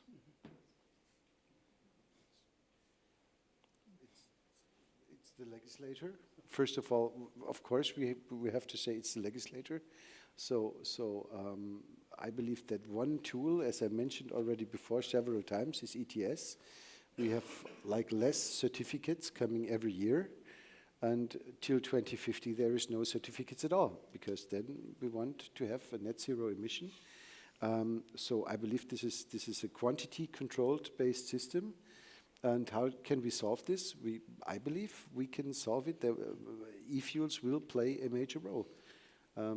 No matter whether we talk about new cars coming from 35 or not, and new vehicles coming from 35 or not, I believe that e-fuels will play a major role, no matter what. also regarding the existing fleet.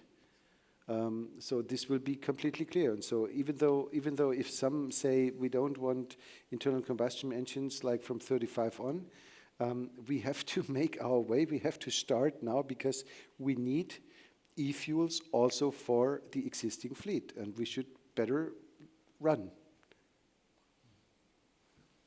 Yeah, maybe also to answer the same question, if you look at decarbonizing the current fleet in Europe, we should take the example of what's happening in Norway, for example, where with subsidies and positive things, people are not buying the combustion engine cars anymore or motorcycles.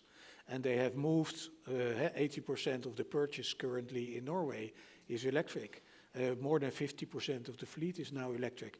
So that's, I think, the way forward. That's the way it started in Norway, the way it started in the Netherlands, which is now leading in Europe on this topic. If you now look at France and Germany, who are investing heavily in charging infrastructure and with subsidies, and also in Spain, last week I was in Spain, you get lots of subsidies for electrification there. And there you see people easily making the shift because the maintenance of the car is lower. You don't have to pay the high price of the gasoline, and the car is driving itself much easier if it's electric. So you see that people are already changing their mind if the total cost of ownership is lower. I think the same will happen in the motorcycle industry, that there will be use cases, and of course there will also be use cases which are unique, just like in a car industry where you need an e-fuel or where you need hydrogen, but the majority of use cases will be much more efficient, much more lower total cost of ownership for the consumer to go for electrification.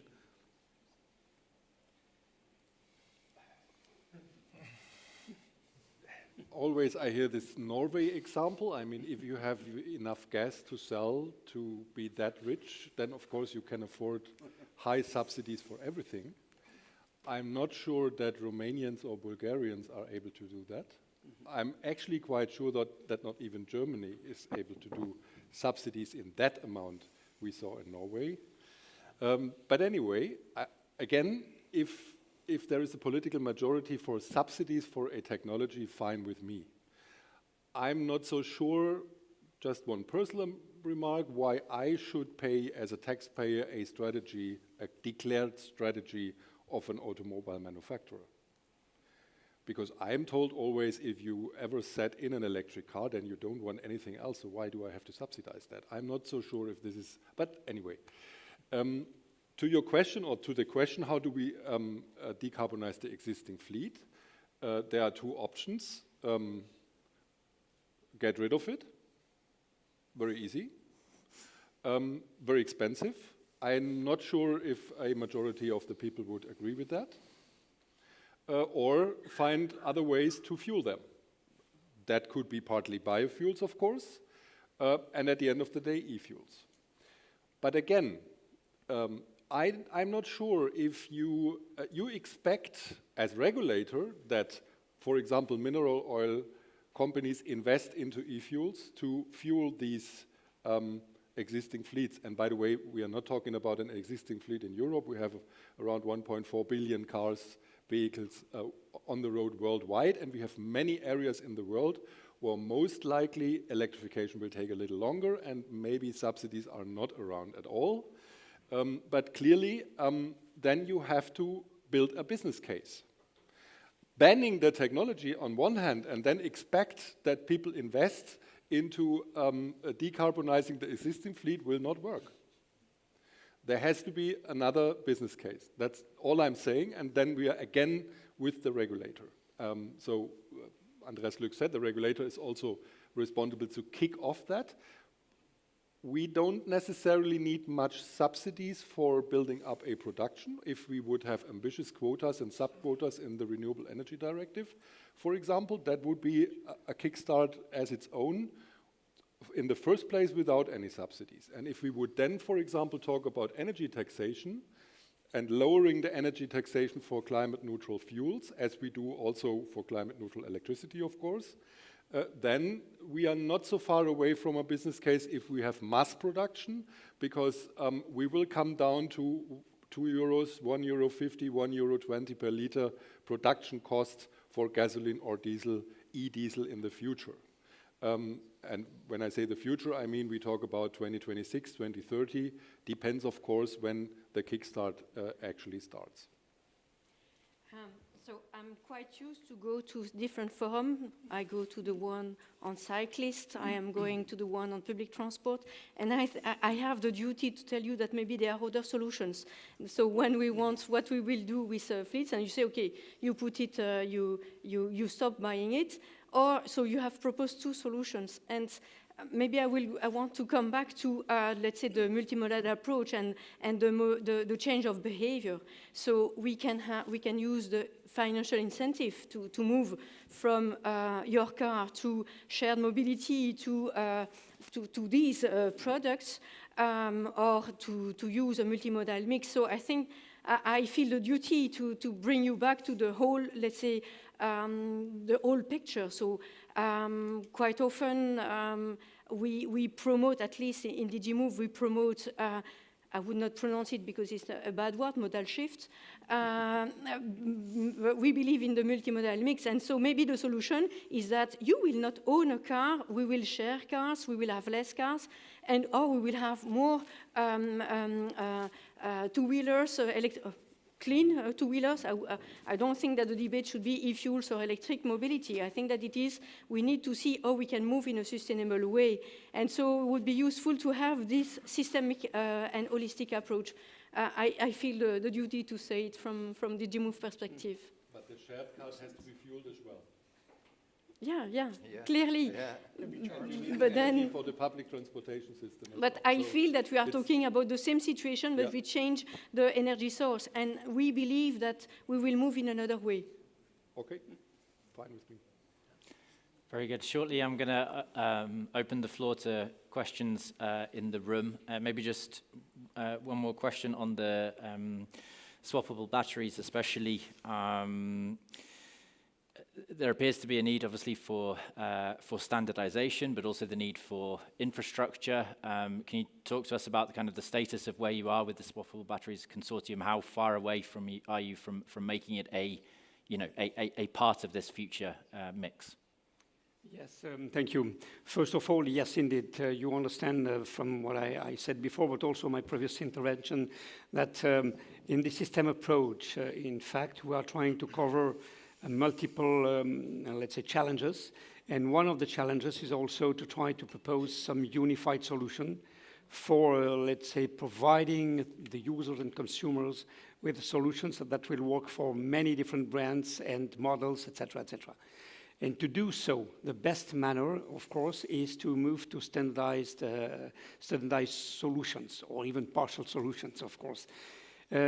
And to move to standardized solution, it means all the different players, stakeholders, need to agree on common specifications. That's what we are doing. And for the moment, within this consortium, as I said before, we identified the relevant technical specification, design specification that will ensure this interoperability, but also compatibility. Of course, safety, security is always a must, but in addition to that. And we cover so far, we agreed among the different partners about more than 80% of the specification we identified as necessary. So we are progressing well. At the same time, we have now, because we apply for that, formal liaison with CEN and CENELEC, and we participate to the development, as such, of the standardization activities in the dedicated technical committees.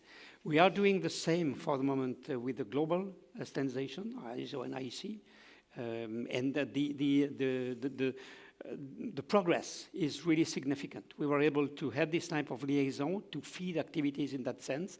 I was referring before to these alternative fuel infrastructure regulations. CEN-CENELEC is waiting, expecting important inputs from our side to deliver something in support of this request from the Commission. Again, where these pieces of legislation boost a bit what we need to do. What is also very important and a big challenge is to understand the expectation from the users. and especially from the, not only the users of the vehicle itself themselves, but also from the cities and local authorities. And for that reason, we approach these, the cities also, not only directly as such, but through standardization activities where there are strong expression of interest from the cities to move to other systems that multiplication of plugging plots everywhere in the cities. We have seen that it's not so efficient. And our swappable battery solutions or systems shows a lot of interest from the cities level. We also have a very good opportunities now. It's through these European Horizon Europe calls for the frugal zero emission vehicle concepts, this 2.0 partnership, where there is also extremely interesting opportunities to bring together all the actors and stakeholders from the value chain in a partnership. With this, we will understand what are the expectations. We will be also in a position to motivate urban planners to include in their planning, in the sustainable urban planning strategies and roadmap, to integrate these type of solutions.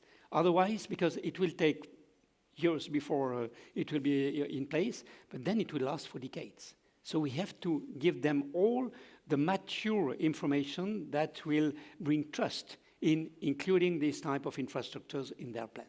And so that's where we are now. It's progressing well, as I said, but of course there are lots of ingredients we need to tackle. The Horizon Europe calls, series of calls, will very certainly be an excellent opportunities. Many of our members from these component of the value chain, as I said, are already interested in trying to bring some ideas. Thanks very much, Bernard. So I think we've covered a lot of ground so far on the industry's vision for decarbonisation. We'd like to indeed open the floor to questions from the audience, also online. And if you can just introduce yourself, who you're coming from, and who your question is to. Okay, good afternoon. I'm Lorena Anita. I'm the Deputy Head of Unit of the Mobility Unit in DG GROW. So we look after automotive, motorcycles, shipping, and rail competitiveness. So first to say that I enjoy very much the debate, very lively, very refreshing. I had to choose what I say now and what I ask because I would have a lot of things to add and to ask. But first, on Mr. Gluck on Euro 7, because it's in my unit, so I can reply and diffuse any doubts about Commission intentions. So Euro 7 also, well, to begin with, the internal combustion vehicles will stay on the market after 2035. So it's useful to regulate the emissions from them. We will also regulate for the first time emissions from brakes and tires. And also it applies to electric vehicles because we have requirements on battery durability. So I wanted to clarify on Euro 7. I have two questions, if I may, or at least one, because we spoke a lot about e-fuels. And we have heard about the business case. And I wanted to ask more about it on the demand side. We have heard that, okay, what we need is ramping up production. Maybe regulatory framework which incentivizes, because you gave the example of 10 years ago where the regulation didn't care about the business case for batteries and we went ahead. But we also speak to a lot of industries because we cover the whole mobility ecosystem. So some OEMs say there is no business case because of low energy efficiency, because of the price, and why divert investments from batteries and all these investments, and these are long-term horizon investments. But we also heard shipping industry or maybe aviation. Aviation is not in my unit, but we know if fuel can be for a solution for sectors which are more difficult to decarbonize. But I haven't heard a lot about the demand. You said that if we don't do something, the e-fuels will be produced somewhere else with the IRA, for example, in the US. How about the demand? To have the business case, how do you see the demand in Europe? A second question, but it may be a lot. I would like to disconnect the second question from the first one. Regulation, we have heard what the regulation should not do, like say only incentivize one technology, and that we agree because in our legislation, technology neutrality is a principle. But what should regulation do?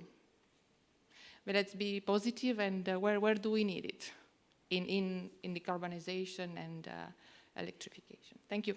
Thanks very much for the intervention from DG Grow and the questions. Maybe the first one on the e-fuels business case to Ralph, and then maybe also KTM, Piaggio, if you want to give a business perspective as well. Very good question. Thank you very much. I mean, clearly the problem always is with new technologies, as long as you do not have the scale effects, is the costs. So clearly right now, e-fuels are, even with the relatively high oil prices we have and gas prices we have in place, are right now more expensive. That is why you need regulation at the end of the day. So I'm not saying, I never said that we don't need regulation at all.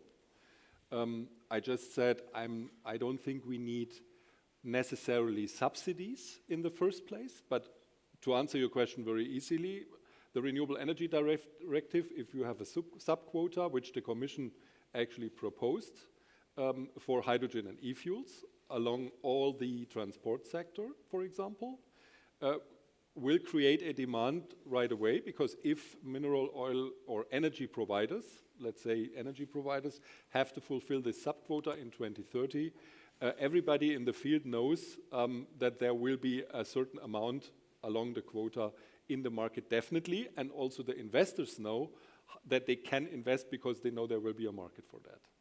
As soon as we have the scale effects, I'm very sure that we will come closer and closer to business cases, because the costs will be competitive with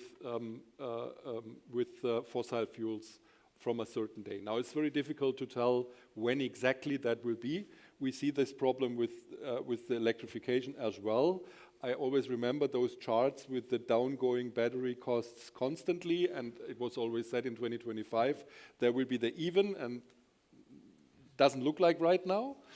So it's very difficult to predict exactly, but I really believe that there will be a market. In addition, we will have some kind of quotas for maritime and air transport, because it's very clear in those two fields we anyway will need liquid fuels from any kind, because it's not very likely that we will see other solutions there. There might be hydrogen solutions available in one day, but in general we will rely on combustion engine technology for a very long time.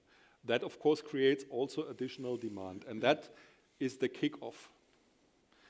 The alternative is you do the American way and you just give tax incentives. I know the problem is the European level cannot do that easily, because tax policy is in the hand of the member states mainly. But I really believe a push from the Renewable Energy Directive, having low taxes for those fuels in the first place, would also of course help very much. At the end of the day, this could also go to a little higher taxation for fossil fuels, because we want to phase out fossil fuels at the end of the day. It's a kind of a CO2 pricing system as well. You could do that also, of course, via the emission trading system. But this is why I think the demand could come from. Maybe a last remark on the OEMs. I mean, clearly, if you have a regulation in place where you have to phase out the combustion engine, if I would be OEM in Europe, I would argue in the same way, because why should I invest €1 in a technology which I know in 2035, at least in Europe, is not in place anymore? But clearly, there's one problem: the by far highest, by far biggest sector in the transport area in terms of fuel consumption is, of course, road transport. If we exclude road transport from the beginning if we exclude e-fuels out of the road transport, we miss the opportunity to use the payment ability in the road transport, for example, via blending, to ramp up e-fuels much faster. That is why we believe that a ban of combustion engine in general is wrong. But if the political majority decides like it decides, then we have to create other tools there. And on the OEM perspective, Michele, or? Yep. My view on regulation is, sorry.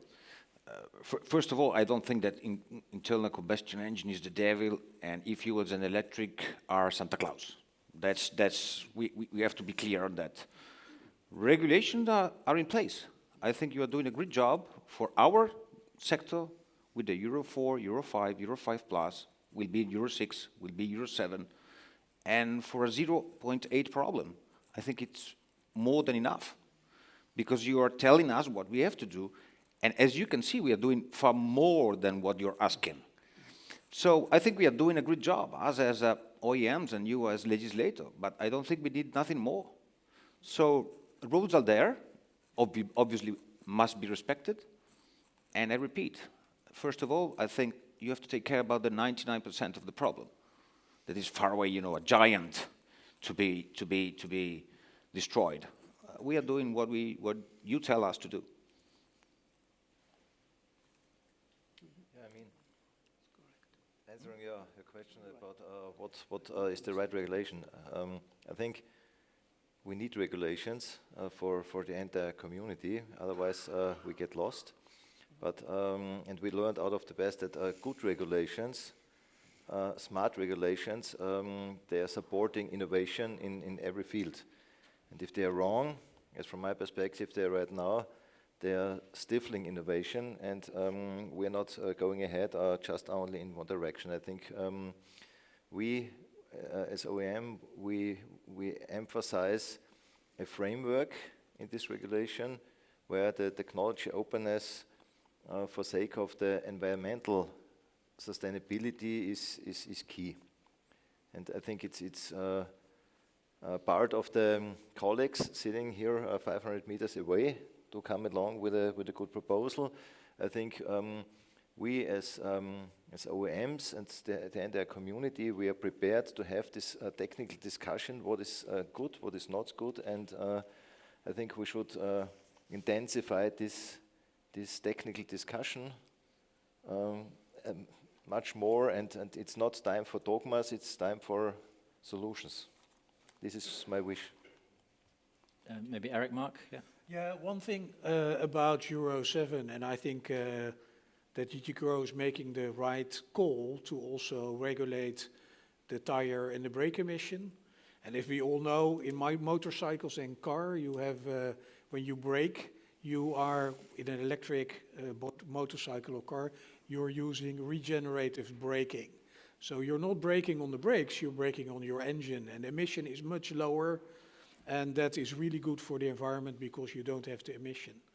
The same basically also applies for the tires. You have less tire emission when you use regenerative braking. And there are some research reports now coming out looking at that, and they see that emissions from electric cars are also lower on the brakes and the tires than compared to combustion engines. Then back to your suggestion about what is the right way to regulate, what is the right way to do this. I always believe, I think technology neutral, being technology neutral is of course the key of it. But I would say it should be positive for the benefit of the citizens, for the benefit of the motorcycle drivers, for the benefit of the car drivers, for the benefit of multimodality. And then I think it's really good to make sure that it is supporting in a positive way the right behavior. And not only, and that is sometimes costly, but I think it's to help this snowball start rolling, and then it will continue itself.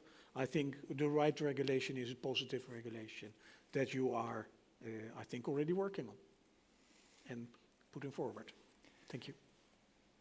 I'd like to see if there's any more questions from the group, just while we pass the microphone there. Did you want to add one thing, Ralph? One sentence about the business cases, if I may, because it's of course not only about regulation. You have this plant which is just built up in Chile, for example, right now from the company HIF, which is a member of the e-fuel alliance. Why is this plant built up? Because Porsche decided to offer their customers who own a Porsche with combustion engine e-fuels to run their cars climate neutral. this can be also a business case for a production without any regulation. If Maersk decides to order 12 ships based on methanol, then of course that is itself quite enough to start a methanol production and to gain also scale effects here. So it's not only the regulations; it can be also done in a different manner. But of course, when you want to reach the goals quicker, then at the end of the day, you would need regulation, I would assume. I think another question from the back of the room. You have the microphone. Yeah. Good afternoon. My name is Matteo Brumati. I work for Regione Piemonte. It's a northwest region in Italy. I'd like to draw the attention on the fact that on part of EU legislation that it's often forgot or considered like a minor brother, actually, has Euro 7 proposal demonstrates, that it's air pollution.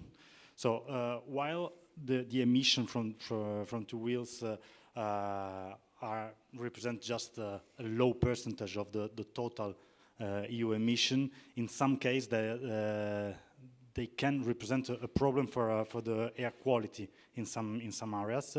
So I'd like to underline the fact that every step to decarbonization should go together with the aim of the quality of air, actually. So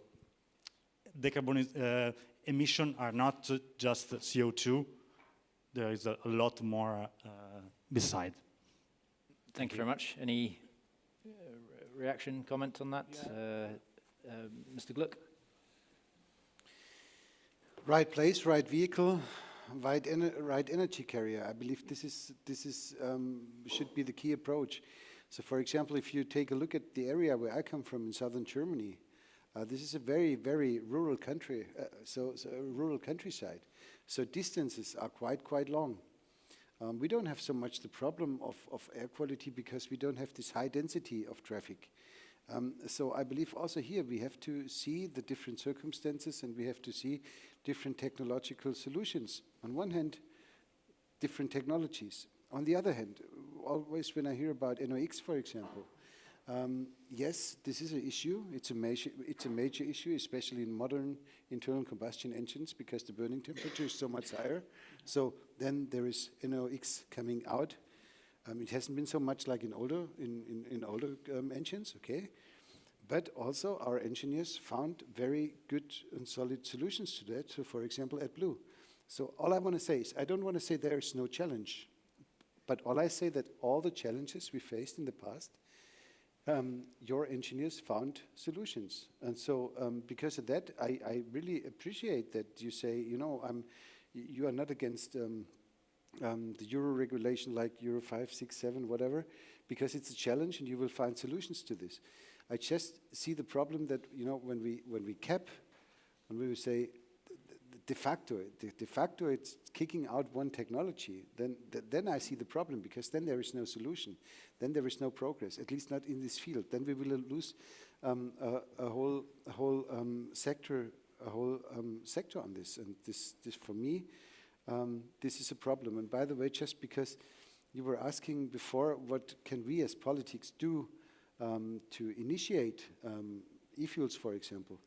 Maybe sometimes we shouldn't do something. Maybe we should sometimes not do something. So, for example, today there was like this leak coming from the Commission on a delegated act on additionality. I believe additionality is a huge problem if you actually force everyone who wants to operate an electrolyzer, that you actually say you're only supposed to run this by green electricity only. Don't get me wrong, I love green electricity, no doubt about that. But you know, already to start with green electricity only kind of makes it really, really difficult to start something like e-fuels, because e-fuels need hydrogen, and we should have a hydrogen scale up. And then we should, in a second step, look for we only want green electricity there, but you know, sometimes we should ask ourselves the question: maybe not doing something is the solution. Maybe sometimes not doing something could be another solution. Antonio, you wanted to add something on the air pollution? Because I think there should be room for more questions. It was mentioned before by DG Grow that we have been working on Euro 1 to Euro 5, and we are, as Michele was saying, also looking at further improvements to come. So clearly with that in mind, we reduced by plus 95% the local pollutants that have been reduced, and obviously you can also look at a smaller vehicle will in general be performing better because it has less mass to move around, so even there will be benefits from using those. I would say the key there is how to encourage fleet renewal, and so the new models, the new products that are on the market should remain attractive for the customer to buy, because no matter what new product we're talking about, it is bound to be cleaner than the one the user has been using. So if that renewal is encouraged, you will always get improvements.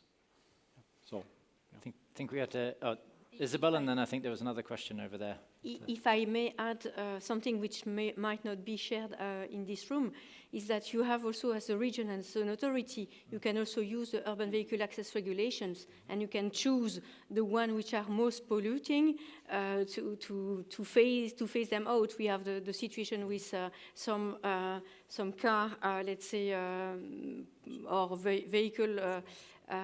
Also, motorcycle, it depends on the city. So I think that in terms of incentive, we have plenty of incentive, and the authorities, sometimes they have the tools to do it.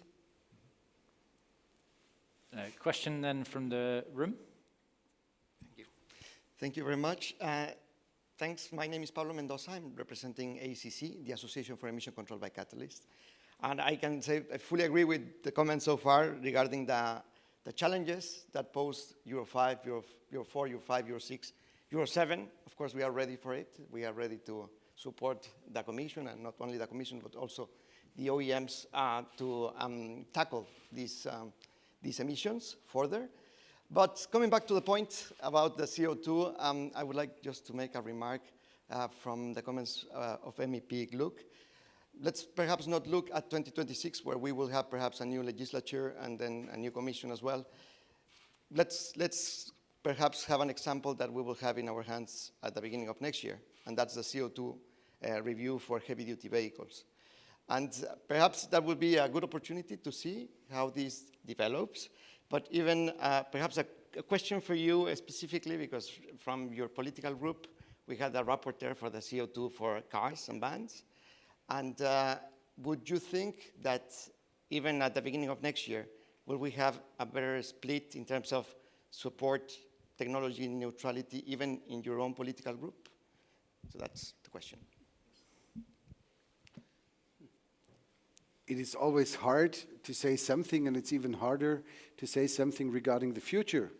So, of course, there has been a rapporteur in my political group, Renew Europe, and it is no secret that I don't really agree with him in all terms. Normally, we have a very, very good cooperation, not in this issue. He has a name which sounds pretty much the same than yours, and actually, he also when he's talking, he's almost the same. So it has to do something with your name. I don't know. No, I'm kidding. No, when it comes to heavy duty vehicles, I believe this is a very, very interesting question, because I believe the technological hurdles of full electrifying heavy-duty vehicles is way too high. I believe that also the Commission sees the necessity for a technological neutral approach, including internal combustion engines, maybe in combination with climate neutral, CO2 neutral e-fuels. So I believe it will. I don't believe that that history really repeat itself. Like from the cars and vans to the heavy-duty vehicles. I believe the come out will be a little bit different. Of course, I cannot talk for everybody in my group, and what you need to understand, maybe also for our parliamentary work, of course, we are working together in one group, but we also come from different member states, and so we don't get rid of our where we come from. Huh? So of course, in political groups, you have different opinions on certain topics, which is very, very normal. Yeah, this time I was in the minority. It doesn't really feel like fun, but you know, I'm working on it so that I be part of the majority more often. And so this is what I can just tell you what I'm fighting for, and I've already fought for this for cars and light-duty vehicles, and I will of course also fight for technological neutrality, including internal combustion engine when it comes to heavy duty. But at the same time, I have to say, I want CO2 neutrality. Then we have to find other solutions. So, for example, synfuels, because please don't see me as a brake when it comes to climate protection. Huh? I'm really ambitious on this. I really want climate protection. I also want that we are a climate neutral continent in 2050. I appreciate the goal of being climate neutral.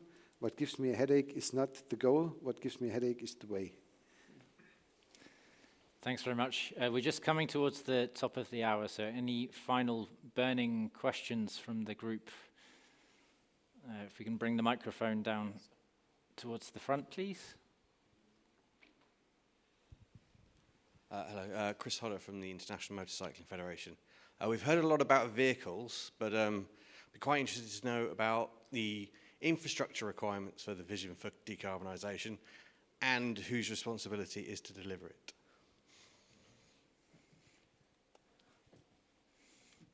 Who wants to take that? Yeah, I can. What I think is very, and you're right, let's talk about motorcycles and let's talk about charging them in the right way. And I think there with AFER and with the work that Ismail Ertug, a colleague, MEP of the people here is doing, are moving in the right direction. Then when we look at DG Move, the Commission is moving in the right direction. We have to make sure that motorcycles can charge at the same points where cars can charge. And the more motorcycle and car motorcycle charging points can be, the better it is. And it should be in rural places as well. And that's where probably the incentives and the push from the European Commission is very important, because there the money earned back possibility is lower. So there we should have European regulation, making sure that in every city, also in Bulgaria, Romania, you can charge, and also in countryside. Of course, there will be commercial opportunities enough around the TEN-T network, the highways for the motorcycles to charge on commercial outlets, but it's very important and good you mention it. Good question. From a manufacturer point of view, I need to split my answer into two technical directions. One is for the urban mobility, where we think the low voltage solution is it needs to go also cost-wise. You don't need the big performance, so it'll be not high voltage. For the higher performance vehicles, it must be high voltage. And I hear what you're saying. The fast charging possibilities for cars will not allow a fast charging for a 48 volt powered two-wheeler. So technically, yeah. Okay. So this is an issue, and therefore we need the infrastructure from our perspective in the urban area, in particular for the powered two-wheelers. And I have my doubts that we are restricted now for the fast charging for the passenger cars, that we will get the infrastructure for the two-wheelers. So I think I like to have it, but I don't see it. So somebody needs to invest somehow, or in other words, the swappable battery could be the only way to go forward to be fast enough in the charging in the cities. And it's not only a European issue. Just go to India, yeah, go out of the airport, and you see that people are hooking the electricity to their houses just by wire. I can't imagine big public charging stations there. Yeah, so big issue. No solution. The good thing about e-fuels is once they are produced, you don't need a new infrastructure. Yeah. That's true. Any other comments? Just a quick point also to your question, interesting question. Indeed, from the city's perspective, there is a strong request for bringing some relevant solutions, and not only in Europe. Worldwide, I'm chairing the activities for smart cities at standardisation level, and we have some numerous demand from cities to try to develop something in support of these type of infrastructures. We also have at European level, I was referring several times to the alternative fuel infrastructure regulations. There are some key, let's say, strategies or visions, but also roadmaps regarding the infrastructures for e-mobility, not only for two-wheelers or light category vehicles, heavy-duty vehicles, also for the maritime, even for maritime. And after that, we also have the aviation. So there will be a need for a multiplication of infrastructures. There will very certainly be, will be a need to have a common understanding and management of these different infrastructures, because behind that, there is some supply. But there are a lot of things ongoing. Now there is probably a need to merge different subsectors together for having a kind of systemic approach between the sectors. So thanks very much for the questions in the room, online, and for all the contributions of all the panelists. I'd like to pass the floor back to Antonio to wrap up and draw some conclusions on the motorcycle industry's vision for decarbonisation. Thank you, Aled. Before anything else, congratulations on managing this discussion, which has been, I hope, for everybody as interesting as I found it myself. For those of you that were here last year, we struggled a lot because we started looking at the whole vision of the industry and we ended up discussing only decarbonisation. So that was interesting. If I go back to today's event, we focus on decarbonisation, and we struggled in talking almost about powered two-wheelers most of the time, because we ended up talking about electrification, e-fuels, big challenges. So this is not a surprise. I'm not surprised. I think it shows to what extent we are relying a lot on what other sectors will be able to bring to the table. And this is a fundamental element. We are a small sector, by no means a sector that cannot contribute to improving sustainable mobility. If you can bring on the screen the vision slide, please, the one with all the aspects. So, yeah, this one. So when we developed the vision, the idea was that we would engage the sector in delivering on sustainability. And by sustainability, of course, we mean decarbonisation, but we mean also serving the citizen in a better way, serving political aspirations at all levels, including the cities, of course, but not only, mitigating climate change, but obviously also improving safety of the vehicle. So you can see there's a lot of things we're working on, because those are all the elements that make up what sustainable mobility is. And obviously, as a small sector, we have, of course, less means than what the automotive at large, the car industry has. We are also a much smaller part of the problem, and we identified we're actually part of the solution. This is the bit which I would hope everybody can take back. At least that's the part that I take back, a confirmation of what we've been doing being the correct thing. We talk about in decarbonisation multi-pathway, because at the end of the day, we will be depending on progress on batteries, availability of e-fuels, the charging infrastructure being there, the cities thinking about two-wheelers in the first place, where that is not always a given. But if that happens and we basically have those solutions available, there's a guarantee here that we are basically able to step forward already today with many of these solutions, improving what is existing, making sure the internal combustion engine is able to continue improving on decarbonisation, and not only, also on air quality, making sure we can develop more interesting electric products in the future, more affordable for the consumer, which at the end of the day is a fundamental element also in the equation. And that brings me to the last point. Of course, in doing this effort, and I think our president, Michele Colaninno, was hinting that in the beginning, we represent jobs, employment in the sector directly, but also, if you like, indirectly involved in manufacturing that is involved in motorcycling at large. And we want to continue doing that, making sure we can continue to support those jobs being created, new jobs coming, of course. And that's another element of sustainability, of course, as an industry which you need to ensure looking forward. So we didn't have time to talk about aspects such as reskilling of jobs. These are fundamental challenges that are there, which we are tackling irrespective of the small size that is in the sector. So with that, I just want to say that I don't know what the theme will be for next year, probably another aspect of the vision. I hope you enjoyed the event as I did. I would like to thank you all in the panel for sharing your expertise and bringing your passion for many of the topics you are basically defending.